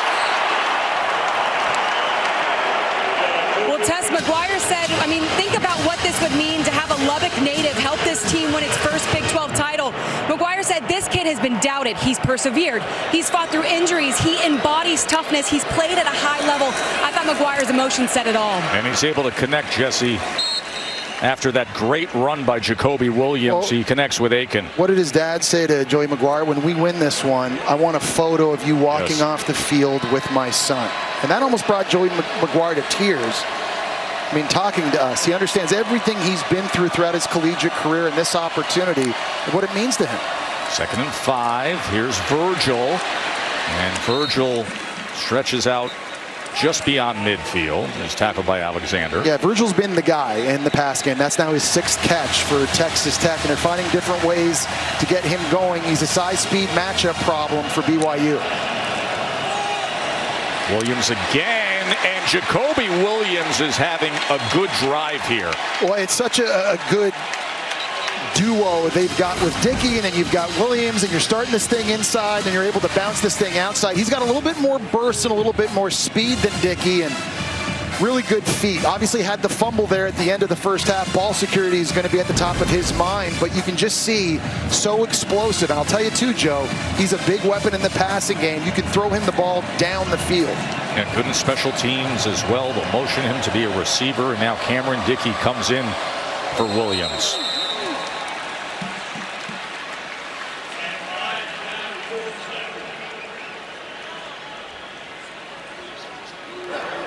Snap infraction.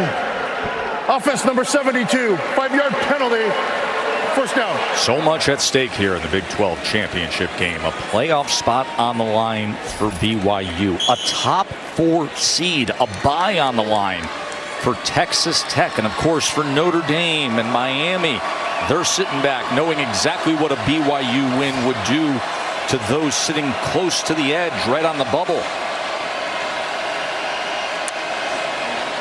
1st and 15.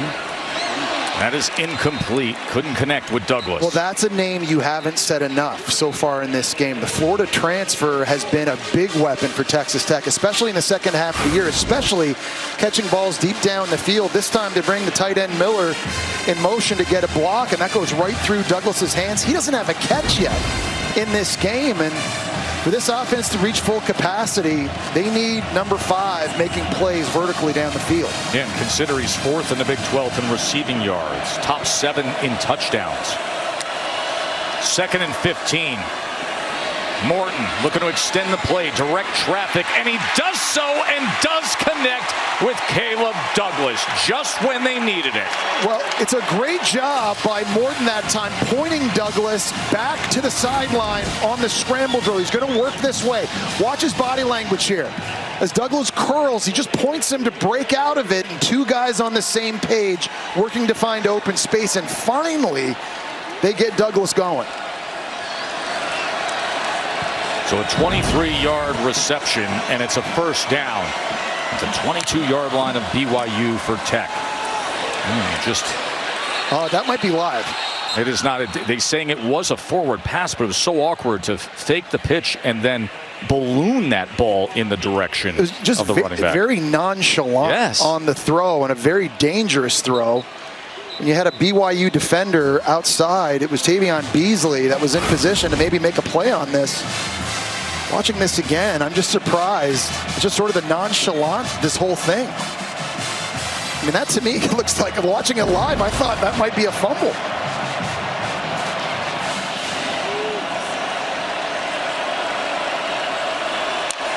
Second and 10. They go with the reverse motion with Carter. And he just goes ahead for a yard and change. Tackled by Satuala. Well, they're inching close now into the red zone, and this was the area of concern for Texas Tech from the first game. Remember, only 2 of 7 scoring touchdowns. They're 0 for 1 so far in this one as well. They've got to find a completion here. Help cap this drive off, keep this thing going. Dickey and Williams in the backfield together, and now all of a sudden Dickey splits out to the top of your screen on 3rd and 8. There's the red zone number on the season. Morton on 3rd and 8, as it's going to be short of the line to gain by Reggie Virgil, who was tackled by Dunlap. Well, it's a nice little double move by Virgil. He's going to start going out, and then he's going to whip around back inside and cross Jaden Dunlap's face. Now setting up 4th down, and Texas Tech's offense staying on the field. They're 59% on 4th down this season. 10 of 17. We've seen BYU be aggressive. Trick plays on offense, a fake punt. Now it's Joey McGuire's turn for Texas Tech. 4th and 2. Now Dickey's going to take the direct snap and give it back to Morton. Morton on 4th and 2. It's incomplete. They gave the Wildcat look, only to give it back to Baron Morton, and it's a turnover on downs. Well, you got to give BYU's corner, Evan Johnson, in the back end. He was not fooled by the trick play action, and Baron Morton going in motion, getting the reverse. He stays on the back end. He's up here working in coverage. Texas Tech fans want pass interference here on this. There was definitely some touching and grabbing going on back there. But in the end, it's a no call, and the gamble falls short, and we still have a one-possession game. BYU's ball when we return.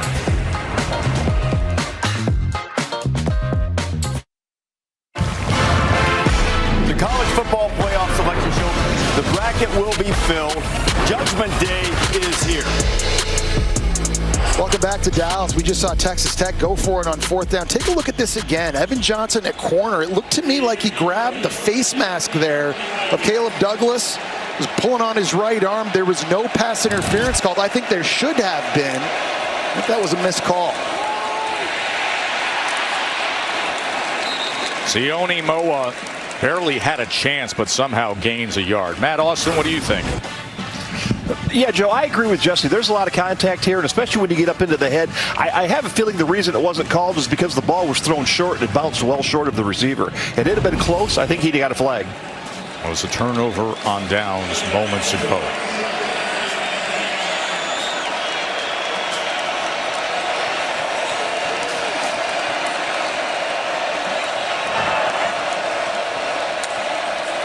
Bear Bachmeier being pressured. He escapes. Remember, he's dealing with that left ankle as he makes his way to the 20-yard line. It was J-Rod with the tackle. Katie? Well, Tess, when Caleb Douglas came off to the sidelines, he said to Baron Morton, you got to throw the ball up in the air. Let me go make a play. And I said it was thrown well short.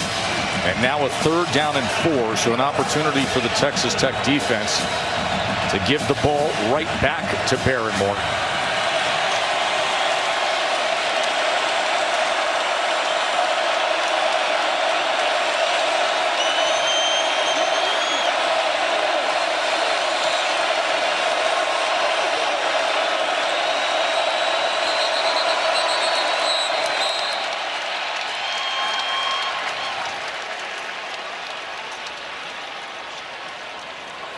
First charge timeout, BYU. Well, BYU is going to use a timeout, facing this 3rd and 4. Back to the Big 12 championship after this short break.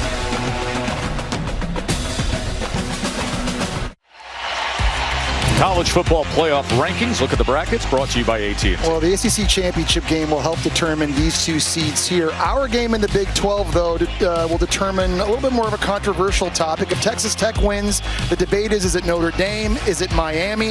If BYU wins, Notre Dame and Miami will be out. Texas Tech will fall out of the top 4. A lot to be determined. Lots to be determined right here. 3rd down and 4. Bachmeier with time. Oh, what an interception by Roberts! Point blank stabbed it. Ben Roberts.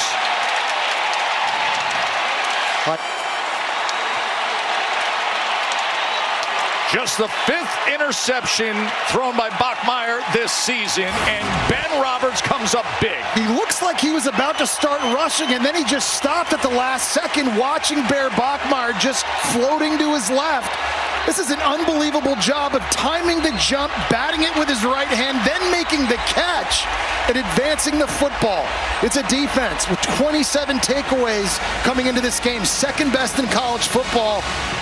And Ben Roberts, a freshman All-America a year ago, comes up with a massive takeaway here. What a play. And now Dickey right in! Cameron Dickey!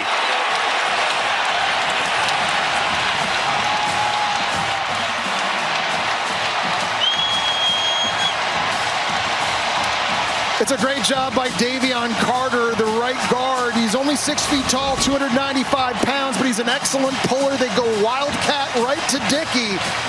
They tried 4 of these wildcat plays. The first time they played BYU earlier this year, none of them had that kind of success, though. When you talk about sudden change, getting the takeaway, and the very next snap, Cameron Dickey takes it in for a touchdown. And with a 19-7 score, the offense is on the field going for 2. Try to make it 21-7.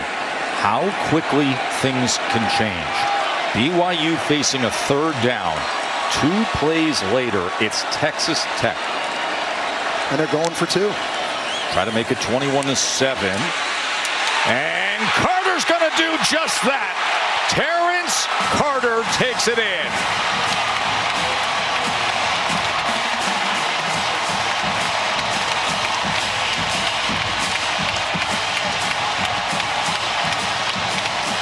They throw the tight end the quick screen. He runs right through the tackle of Isaiah Glasker. And what a sequence of events. First, it's Ben Roberts getting the big interception on an incredibly athletic play, batting this thing down and coming away with the pick. The very next snap, it's Cameron Dickey in the Wildcat on a power run off the right side of the offensive line. Then they get the 2-point play to Terrence Carter Jr. College football, it's a game of momentum, and all of it has swung to the side of Texas Tech.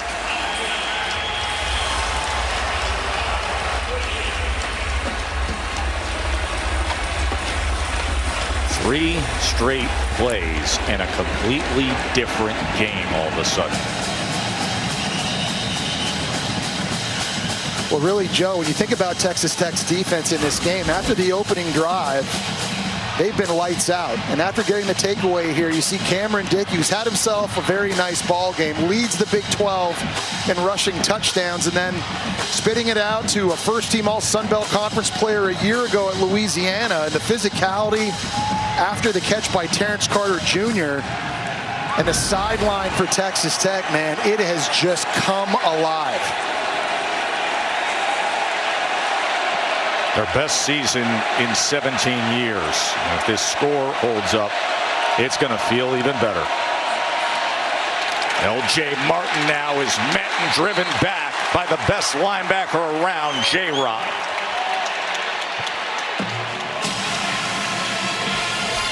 If you're Kalani Sitake, you've got to find a way, and your offense has to find a way to respond here. And obviously, it's a 2-touchdown game. It doesn't mean you have to throw it every single play, but there is a different sense of urgency right now. And I think BYU fans, they're starting to feel that.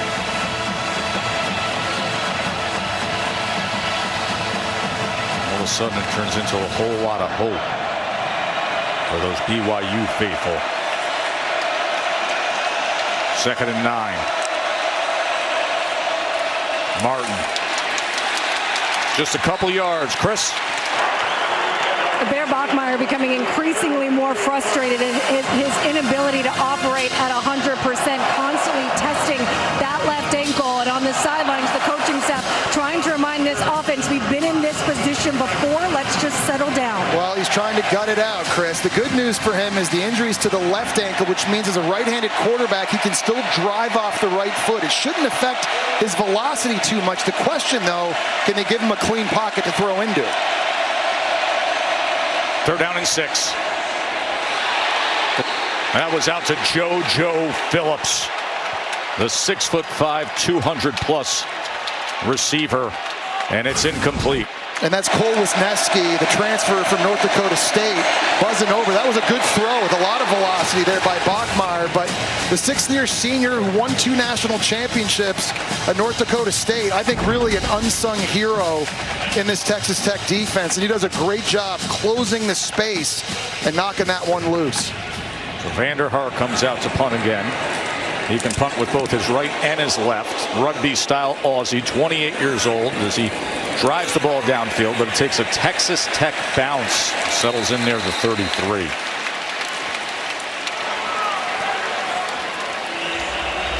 Well, you know what is set to come your way next. It is the SEC championship game in Atlanta, Jesse. Alabama and Georgia are going to do it again.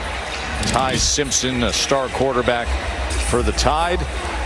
Well, you know, it's a big game because he's going double-breasted pinstripe, so he's ready to roll. You know, a big key, I think, in that first one, Joe, Alabama winning on the road. They were outstanding on offense on third down. They went 13 of 19 on third down, able to stay on the field, come up with big plays. But if you've been watching Georgia in the second half of the season, they've been a little bit more creative in their third down pressure packages. They've gotten a lot better in that area. Williams, great move, and another first down for Texas Tech. Jacoby Williams has been running the ball well.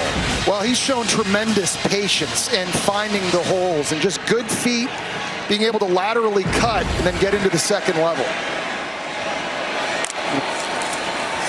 After the 12-yard run, now Williams taking his time, patiently looking for something on the right side. They've got a really good duo in Dickey and Williams. And Dickey's more physical, Williams a little bit faster. Both guys can catch the football, but it's amazing because they lost the school's all-time leading rusher in Taj Brooks. And these two as a duo have actually outproduced Brooks from last year. They're a better running offense. They've got a great two-headed monster back there. They're one of only 5 Power 4 teams with duos of 700-plus rushing yards. That time tackled by Asira. Well, they recruited well. Both guys true sophomores who didn't redshirt a year ago. And remember, it was USC transfer Quentin Joyner who was supposed to be the starter at the beginning of the year. They lost him to an ACL injury back in August. These two young running backs have been getting it done. Final half minute of this third quarter. And Texas Tech facing a 3rd and 7. BYU desperate for a stop. Morton downfield. Batted away at the last second by Evan Johnson as Morton was trying to connect with Caleb Douglas. Well, Evan Johnson has been involved in some one-on-one wars outside. He gave up the touchdown earlier to Ake, and here he is on Caleb Douglas again, who he was able to get the incompletion against on the 4th down, and a nice job. I thought Douglas got behind him there, but he located the ball at the last second. High points it, knocks it away. A guy with 4 interceptions on the season. One of our impact players in this game makes a huge play there on 3rd down. Well, Burgess on the punt away for just the 2nd time this afternoon. And return from Kingston from inside his own 10-yard line. The Taco Bell Live Más Student Section. Only one student section can claim the title of Live Más Student Section of the Year.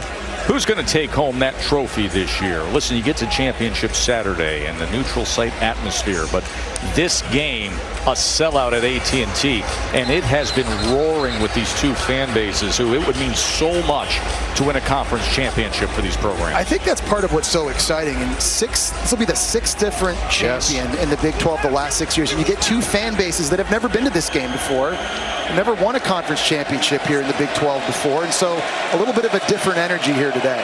Can BYU gain any momentum back? Final seconds of the 3rd quarter. Bachmeier as he gets it complete to Kingston for a 1st down. And a nice pocket that time, drifting to his right. Good velocity on the throw again, accurate to Kingston. That's a good start to this drive. So they're trailing by 2 touchdowns with a playoff spot on the line. The Big 12 Championship returns after this message and a word from our ABC stations.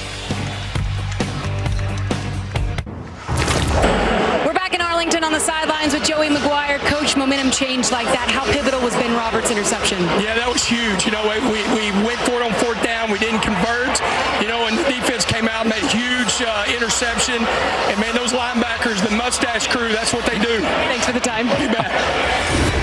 Yeah, the stash crew, as there is Ben Roberts, who had the play of the game that turned everything around. And now we start this 4th quarter with Bachmeier and BYU on offense on 1st down. There's a shot downfield. Seemed like a lot of contact, and yes, Pollock is going to get flagged. Chase Roberts was the intended target.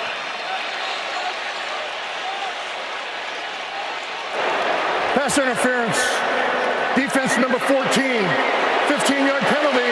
Automatic 1st down. Well, Texas Tech fans are mad because they feel like they should have had a couple of calls earlier in this game go their way. A little bit of a shirt pull and kind of wraps him around his waist. That's a tough matchup, obviously, for Pollock going up against a 6'4" receiver in Chase Roberts.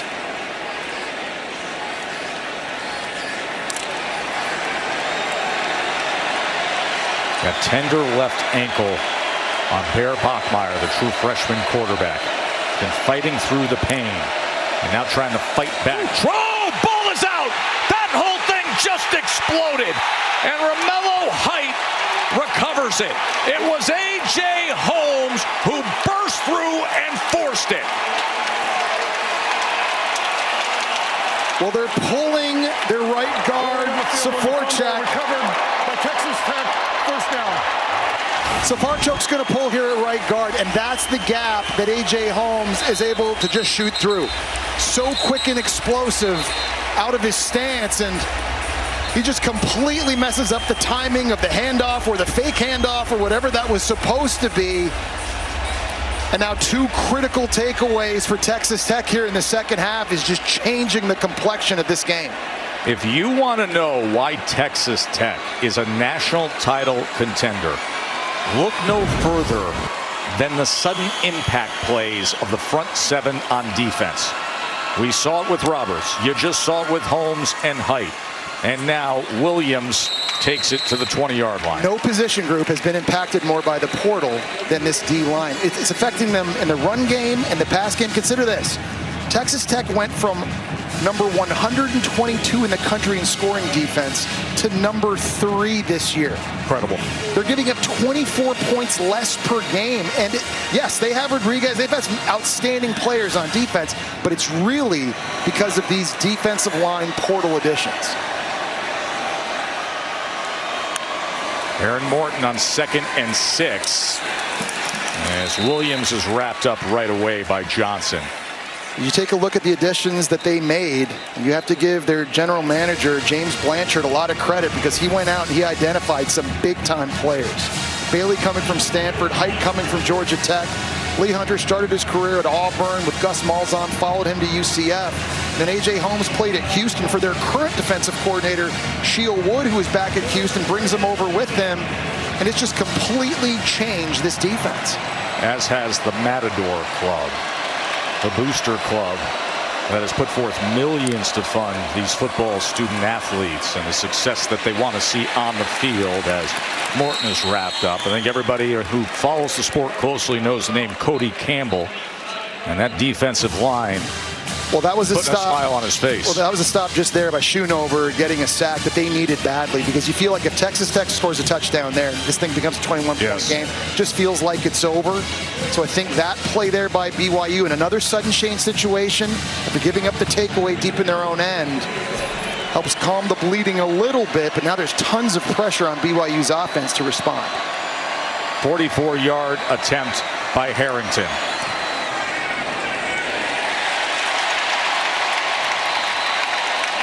And it's 24-7. Another big play by the Texas Tech defense. It was A.J. Holmes forcing the turnover as Romello Height jumped on it.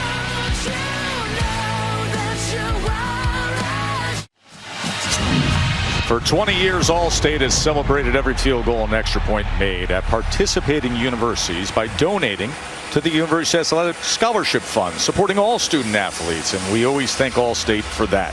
24-7 here. Texas Tech, if they hold on, Jesse, you know what it means. Top 4 seed, first round bye, and then the way things will play out down the ladder for those teams right on the edge of making the college football playoff. The success of Texas Tech, well, it has been a boom. The #1 portal class in the country. We've seen how it affects the defensive line. The scoring offense, top 3. The scoring defense, top 3. And with that, 11 wins, tying the program record for most wins in a season. Keep waiting for Daniel Day-Lewis to come out and start screaming at us. There will be blood in that, but you can see it. The talent they've been able to infuse, not just through high school, but with the portal, and 2 great additions to their staff as the O coordinator and D coordinator, and they are humming. Bachmeier. It is intercepted again! Ben Roberts does it again! Well, Ben Roberts just follows the eyes of Bear Bachmeier. He's trying to throw it down the middle of the field to JoJo Phillips.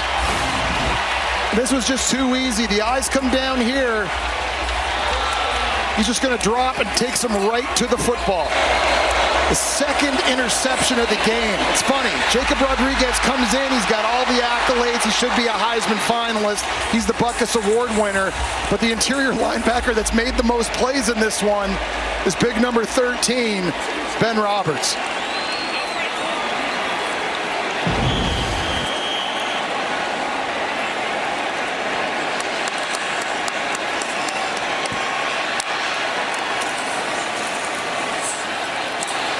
Cameron Dickey is met at the line of scrimmage. I think for a lot of people out there who perhaps haven't taken a close look at Texas Tech, well, this second half tells you all you need to know and what they offer up with defensive talent. Well, they passed the eye test to me. And you, Katie, and I, we spend a lot of our time in the SEC. We watch really good teams like Georgia and Alabama and Texas A&M. But when you watch Texas Tech's defense, and their starters, especially that D-line, that front four, they are as talented as anybody. And this defense gets takeaways. Those big stashes for the fans. Those big stashes for the linebackers, and specifically that stash crew with Ben Roberts. 2 interceptions in this second half. This is just a team, Joe, that just doesn't have a lot of holes, a lot of weaknesses, really on either side of the football, but on defense in particular. And look, they dominate. They're beating teams an average of 35 points a game. That's most in the country. And whether they win or they lose this game, they're going to the playoff. But I know this. I don't care who they play in the playoff. This defense is going to be a problem for somebody.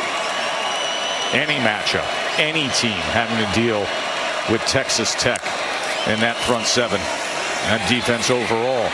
3rd and 11 as Morton just tries to go underneath right near the line of scrimmage to Dickey. You think about the teams at the top, the top 4 seeds, and who's going to get them. Now, Texas Tech winning a Big 12 championship today, it'll assure them that they are top 4, that they will have a bye. And the way they're doing it in such impressive fashion here in the second half as well, Jesse. Yeah, that's the thing. They just really turn it on. I mean, you blink and all of a sudden the scoreboard looks entirely different. And really the big reason is the defense. And Harrington off the mark from 49.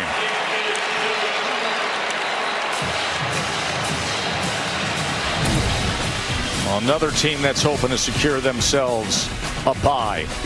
Gunnar Stockton, the starting quarterback for the Dogs, getting ready in the SEC.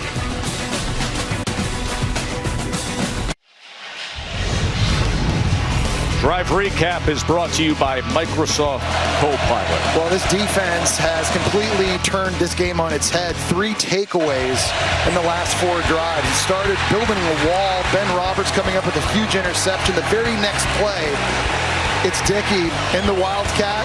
They go for 2, spitting it out to Terrence Carter Jr. And just like that, it's 8 points on the board for Texas Tech. And 2 takeaways since, and you see since that opening drive, that 14-play touchdown drive by BYU, Joe, at the start of the game, look what's happened. Pure dominance. Shieldwood's defense. He's been a defensive coordinator on 5 different teams in 5 years. Been at Army and Troy, Tulane, Houston, but the success here at Texas Tech is unprecedented in terms of improvement. And everywhere he's been, the defense allows fewer points than the year before, and they get more turnovers than the year before. Bachmeier, as he goes underneath to Carson Ryan. Just don't know if you can dink and dunk your way back into this one. If you're BYU, you're down 2 touchdowns and a field goal, and I don't know if BYU's explosive enough throwing the ball down the field. They took a shot to Chase Roberts recently and got a pass interference call, but I think you're going to have to, at some point, just trust this O-line, and Bear Bachmeier is going to have to make some throws into small windows down the field.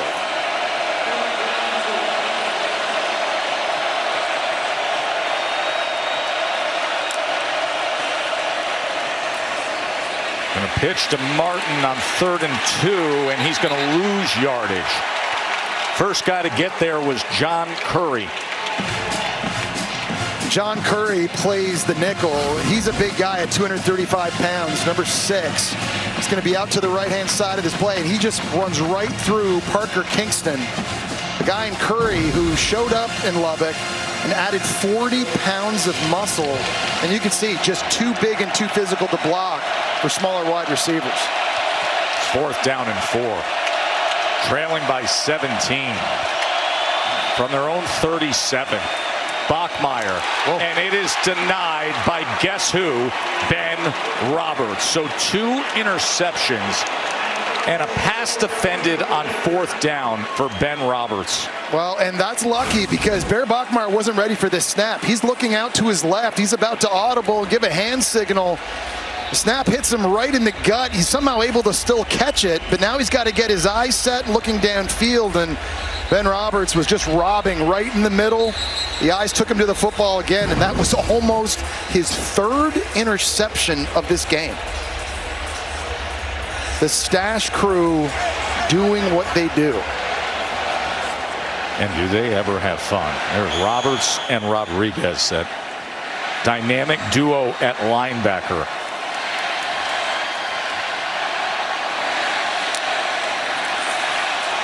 Jacoby Williams is fighting his way back to the line of scrimmage, tackled by Latui. You got to imagine now with Texas Tech, 24-7 lead, under 9 minutes to go. They're normally a very fast, up-tempo offense. They're going to slow it down now, take their time, substitute, just try to get as many seconds off the clock.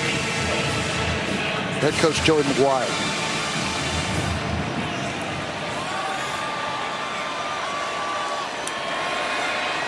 8.5 minutes to play to a championship as Williams runs right through DeMooney. SEC championship game is coming your way. Kirby Smart, the 11-1 Georgia Bulldogs. Jesse, we were with them last week in Atlanta when they played the rivalry game against Georgia Tech. What do you make of them at this point of the season? Well, I think they've improved a lot in the second half of the season, especially in the trenches, but they've got a big injury. Center Drew Bobo, their starter, not going to play in this game, and how will that affect them running and pass protection?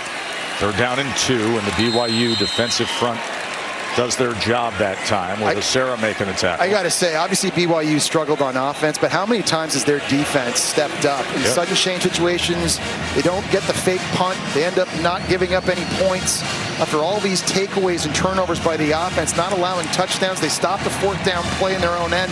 They're trying their best, and they played with great effort. That execution just hasn't been reciprocated on the offensive side of the ball. It has been a struggle offensively for BYU ever since that first drive. This is 4th and 2 as Texas Tech looking to put this game away.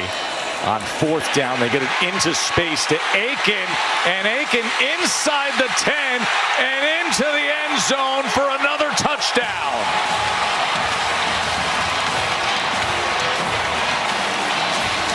He had the 33-yarder earlier and now runs his way in across the goal line.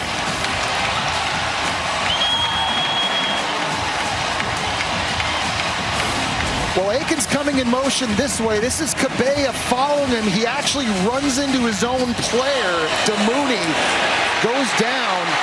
And a great job by Aiken, not just getting the catch, but staying in bounds, cutting upfield. Man, I just feel like moments ago, this was a one-possession game. It's completely changed. Ben Roberts with the 2 interceptions. The forced fumble and the fumble recovery with Holmes and Height. And then the explosive play on 4th down by Coy Aiken. Tech now with 5 plays over 23 yards. Texas Tech is headed to a first-round bye. 31-7 in complete control.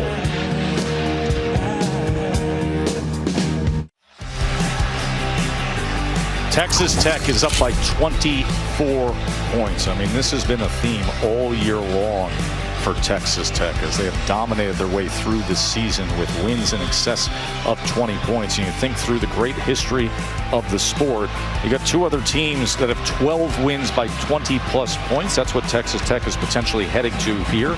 The Noles and Bama, both those teams made the national championship. I think it's important to remind people, too, that they did lose a game this year against Arizona State, right? But they did it without Baron Morton right there. in the lineup, but they still won and beat good teams even without him in games. You think back to their win at Utah by 24 points. Behren Morton was knocked out of that game twice, and still they won against a very good team in dominant fashion on the road. And he missed a couple games there. That is the lone loss at Arizona State without their starting quarterback.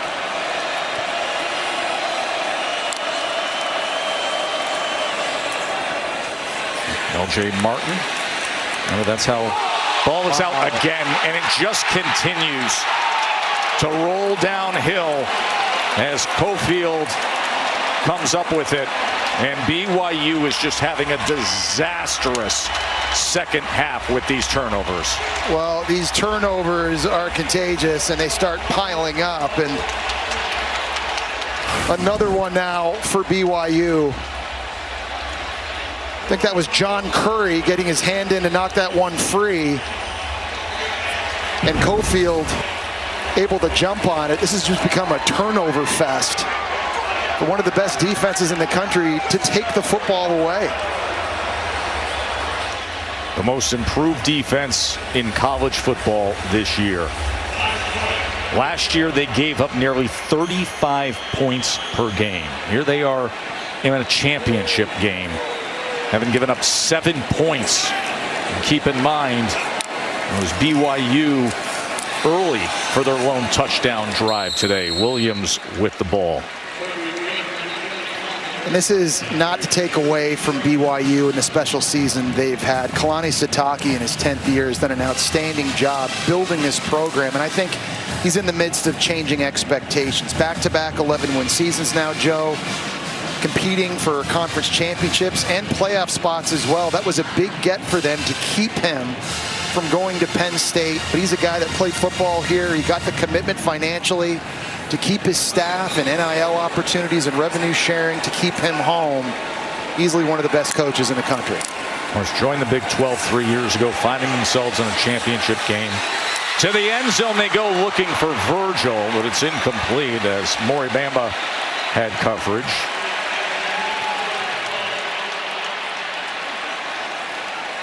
Flag comes down. That's back at the 13-yard line. Pass interference. Defense number 4. 15-yard penalty. Automatic first down. See Mamba there getting the shoulder pad and the jersey of Virgil down the field. You know, the first time these two teams played, I thought for the most part BYU's corners on islands did a really good job defending downfield shots, and they play a lot of man coverage. They're a defense that loves to challenge you and load the box, but against these receivers, and this is what somebody in the playoff is going to realize as well, the size and speed that Texas Tech has outside. It's that pick your poison dilemma you're in if you're on defense, because if you leave these guys on islands, man, they can burn you. Williams met at the line of scrimmage. All right, so we talked about what's at stake all day long, and now you see Texas Tech coming in for a nice landing here to become Big 12 champions. And Jesse, the impact it's going to have, what's been the hot debate between Notre Dame and Miami and that edge of the cliff at the end of this. That's what this game is going to really help determine. With Texas Tech winning, it's going to open up that spot. The ACC title game is going to open these two slots here. The question is it Notre Dame or is it Miami? And I think that's a big discussion. It's probably the most important discussion the committee is going to have this weekend. Here's Virgil. As Virgil trying to stay on his feet inside the 10-yard line, coming up on 5 minutes to play. Schoonover with the tackle.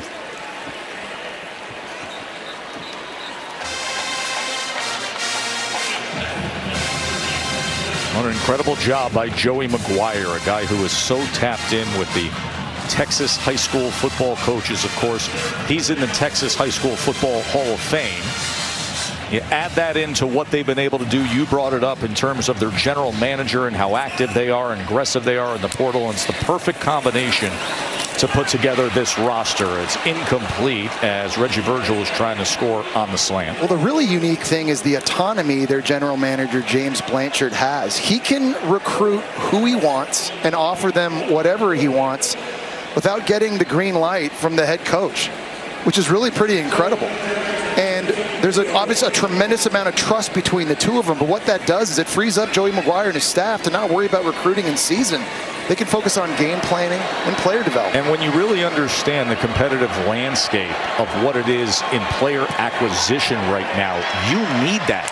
You need to act quickly and strike quickly, and that is what Texas Tech has done. And Jesse, I thought you made a great point. I'm sure a lot of people out there that this is their first real good look at Texas Tech this year on a championship level, all eyes on this standalone platform of a championship game. And you said it earlier, just look at the talent they've acquired. They can compete with anybody contending for the national title. There's no hole on this team when you watch them. Good on the offensive line. They can run the ball. They can throw the ball. An experienced quarterback. Best starting defensive line, I think, in college football. Outstanding in the front seven. And they get takeaways. You know, it's interesting. They played a relatively soft non-conference schedule against Arkansas, Pine Bluff, and Kent State and Oregon State. So you didn't really see that marquee non-conference matchup. But just from the eye test standpoint, watching film on them on both sides of the ball, even in the kicking game, they are not going to be an easy out. They're going to be a problem for anybody in the playoff. And of course, this was the performance that Notre Dame and Miami were looking for today out of Texas Tech. It has been the great debate for weeks. Notre Dame, Miami, we understand the head-to-head. Others say, look at the eye test, look at the momentum. How do you see it? I think it's Miami, and to me, the head-to-head has to matter. Otherwise, why are we playing Notre Dame? It's not just beating Notre Dame, but holding Jeremiah Love, a Heisman contender, to 33 rushing yards. These teams have 4 common opponents this year. Miami has wins in 3 of those games that were by more points than the Notre Dame win. And they're also a team really hot right now, Joe. They're beating their opponents in the last 4 games by an average of 28 points a game. I know Notre Dame certainly has gotten better, and the result if they went head-to-head today back in Miami may be different than the first one, but I also know Miami's gotten better too. Yeah, and I agree with what you put as a stamped headline on there. Results have to matter when they're this close. They played the game with all due respect as Bachmeier falls on the ball to 13 people in a room who are looking at metrics and are putting in a lot of effort and thought into what they're doing. We had a football game. We know the result. Miami over Notre Dame.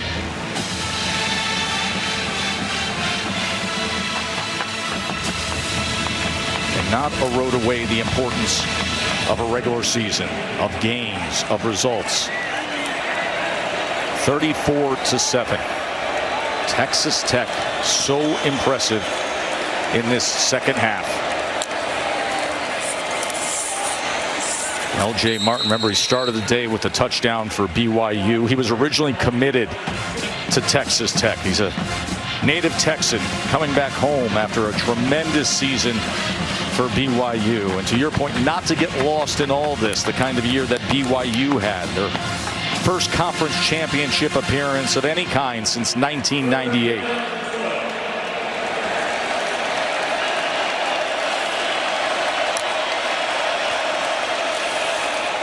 Bachmeier on 3rd and 12. That's incomplete. He was looking for Hagan. Nice job closing in on that by Amir Boyd, corner that's been attacked deep a lot this season. And you can just see the confidence and the swag and the energy that this defense is not just playing with tonight, but this is what they've been playing with all season long.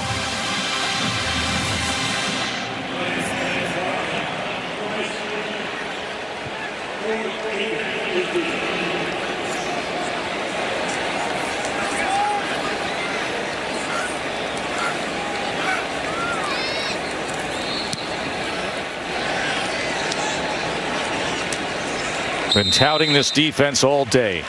Been going through all the talents. And then in the second half, it shows up specifically with Ben Roberts, Jesse. This game was 13-7, Joe. And BYU was in this thing. Roberts interception. You get the hit by A.J. Holmes that forces the fumble. Another Roberts interception there. And then a fumble forced by John Curry. Just padded their lead by 21 points. 4 takeaways. They have a saying, take 3. It's a goal on this defense to get 3 or more takeaways a game. They've actually won up that with 4. And that guy right there, if you ask me who's the MVP of this football game, I think it's Ben Roberts. And there is the Butkus Award winner, J-Rod, Jacob Rodriguez. Ben Roberts, the first player in Big 12 championship history with multiple interceptions.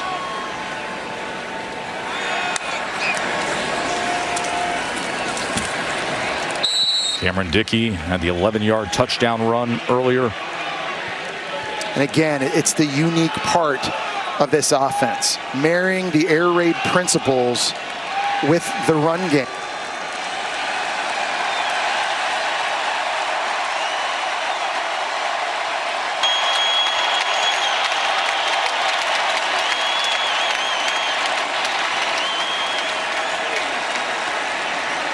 Aaron Morton. And star quarterback gives way to Mitch Griffiths. Cameron Dickey takes it ahead. Well, we talked about them running the ball, and their offensive coordinator, Mac Leftwich, was telling us this week, my dad has been an offensive line coach in high school football for 30 years. My younger brother is an O-line coach at Oregon. If I didn't run the ball, I would not get invited home for Christmas. 2 minutes away from a massive celebration here in North Texas. Texas Tech is about to get the big prize.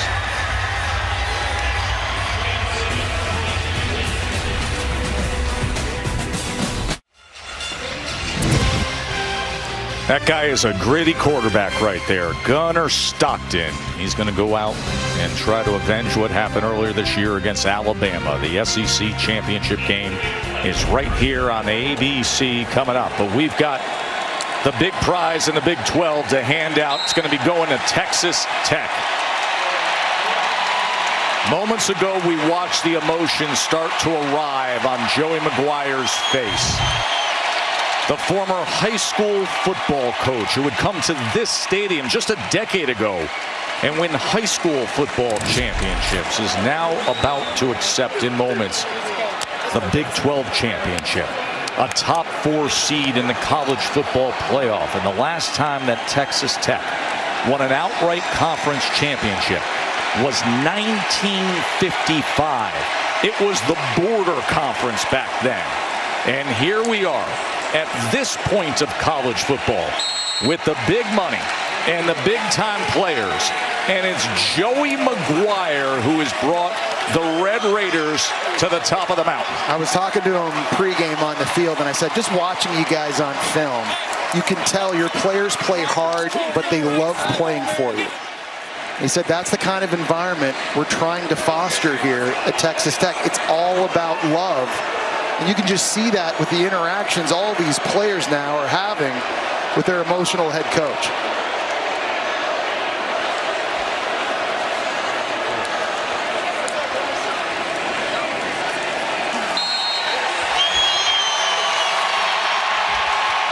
They have done it.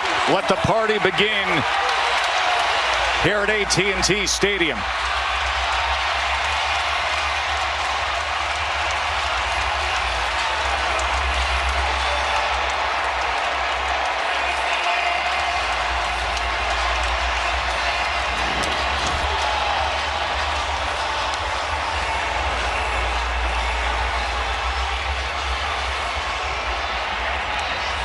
Katie is with Joey McGuire. Katie. Thanks, Tess. Coach McGuire, for the first time in Texas Tech program history, the Red Raiders are Big 12 champions. What kind of moment is this for you? It's incredible. Man, I've said it all year long. Our superpower on this team is that how much we love each other. And then you look around and all this red. I'm so proud for us. I'm so proud for Red Raider Nation. It's incredible, incredible. You say take 3, you got 4. Yeah, we did. How impressive was that defensive performance in the second half? Well, what's crazy, I mean, hats off to our training staff because Ben Roberts got banged up really early with an ab issue, and they were able to freaking get it loosened up, and that joker came up with some big plays. But that's what we do. We take the ball away, and if you take the ball away, give it to this offense, good things are going to happen. 12-win season, first time in program history. Big 12 title, first time you're going to the college football playoff. Why was this the group to be able to accomplish accomplish all that and possibly more? Just the leadership. Baron Morton, Bryce Ramirez, Jacob Rodriguez, just the guys that were been here from the get-go. And then we went and got some really special kids, and they bought into everything that we asked them to do. You're Texas through and through. Congratulations. Thank you very much. Tess. Is he ever Texas through and through? Chris. Ben, congratulations. As a kid that grew up in the Metroplex area, in this building, to bring home Texas Tech's first Big 12 championship, what does this mean for you? Oh, it's massive. I used to come to games here as a kid. I remember just a couple years ago, I was at the Alabama-Cincinnati playoff game, and this is a special moment for me. What do you hope the country learned about the Stash Crew today? That we're a special group. I don't know if any linebacker group can play with us. There's been a lot of emotions around this team, and we just heard from your head coach, Joey McGuire, who was equally as emotional. For that guy, also a Texas guy, what does it feel like to be able to help bring him home a championship? It's massive. We get Lettermans, and he said once we win the Big 12 championship, he'll take his Letterman, so he's finally getting it, and I'm so happy for him. Still a lot to be played for you guys, and in all likelihood, you get a bye. As you look forward to the playoffs, what do you hope the country saw today out of Texas Tech? That we can play with any team in the country. We really are who we say we are, and I'm looking forward to everyone seeing that. Congratulations. Thank you. Jesse, they have 12 wins by over 20 points this year.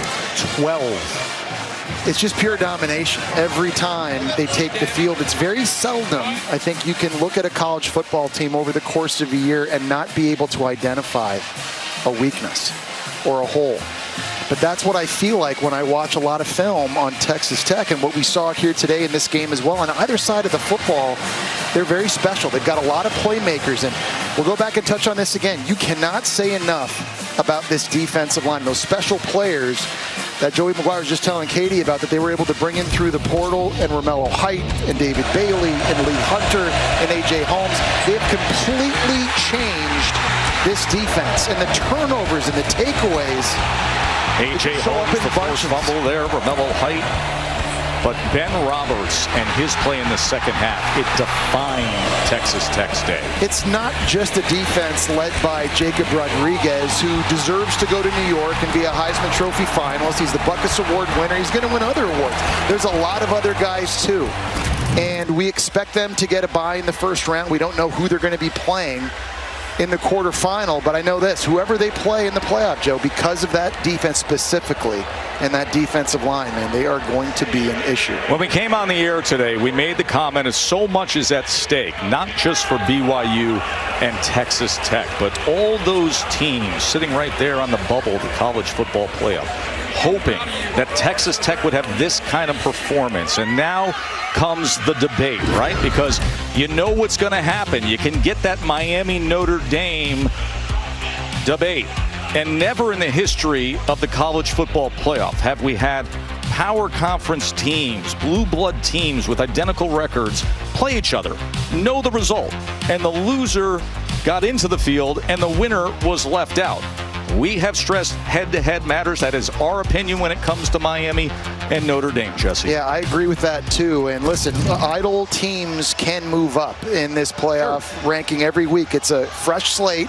That's something people do have to remember back at home with this committee. But we've seen recently, after Texas beat Texas A&M, the committee moved a 3-loss Texas team ahead of a 2-loss Vanderbilt team because the head-to-head. Absolutely. That really showed up there because they won that game head-to-head.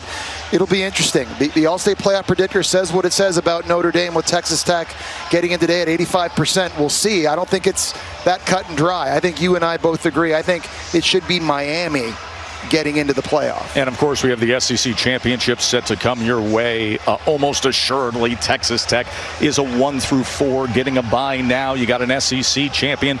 You got the two powerhouses in the Big Ten later tonight. It is time for the trophy presentation here at AT&T Stadium.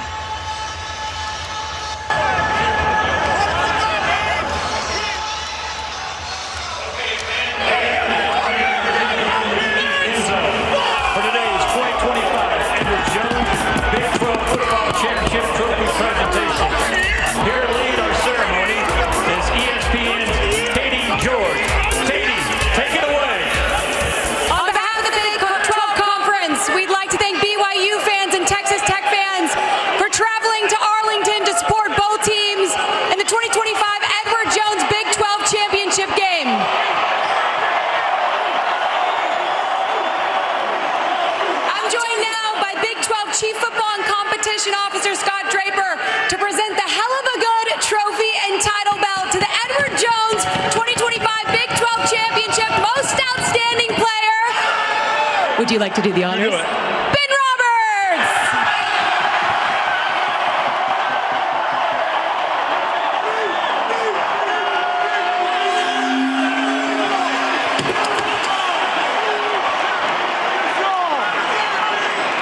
Ben, I think it's important to note you got hurt in that first quarter, worked your way back into the game, and then had an incredible second half.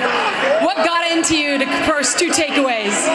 It's just my love for the team. I ride or die for these guys. I'll do anything for them. 31 takeaways after today's performance from this team. That's the most in college football. Why is this group so good at taking the football away? Because we run to the ball. We attack it every chance we get. Yes, ma'am. Do we think after the Stash Crew's performance today that Joey McGuire should grow out a mustache? 100%. Congratulations, Ben.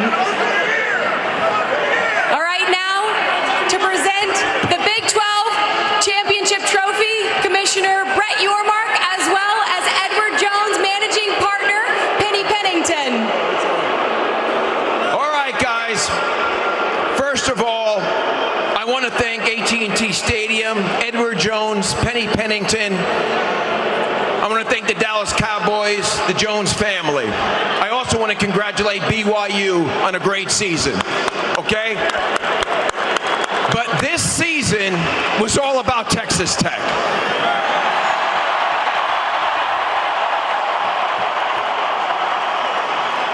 You know, today we set an all-time attendance record. Thank you, Red Raider Nation.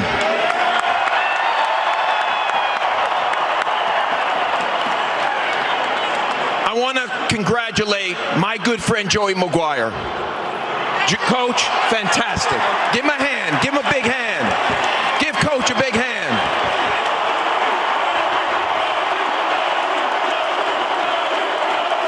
Okay.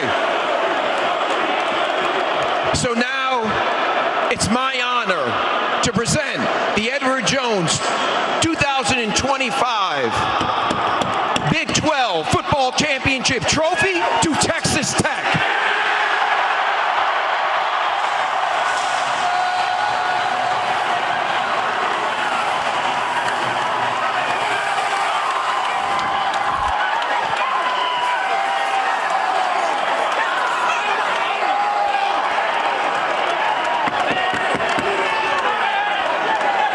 Coach McGuire, congratulations. It's the first Big 12 title for the Texas Tech Red Raiders. Can you put into words what this moment means for you? Well, before we do that, Raider!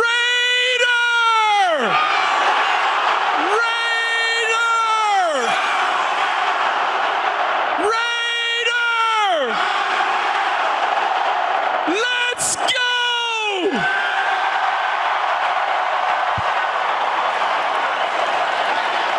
I tell you, don't let the Red Raiders get hot.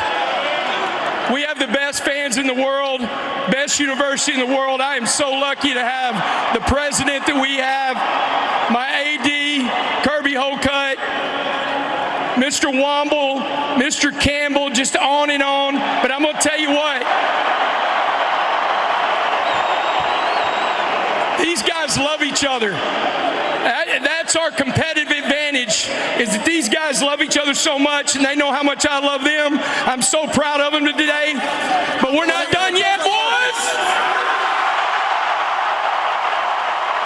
Congratulations to the 2025 Edward Jones Big 12 champions, Texas Tech.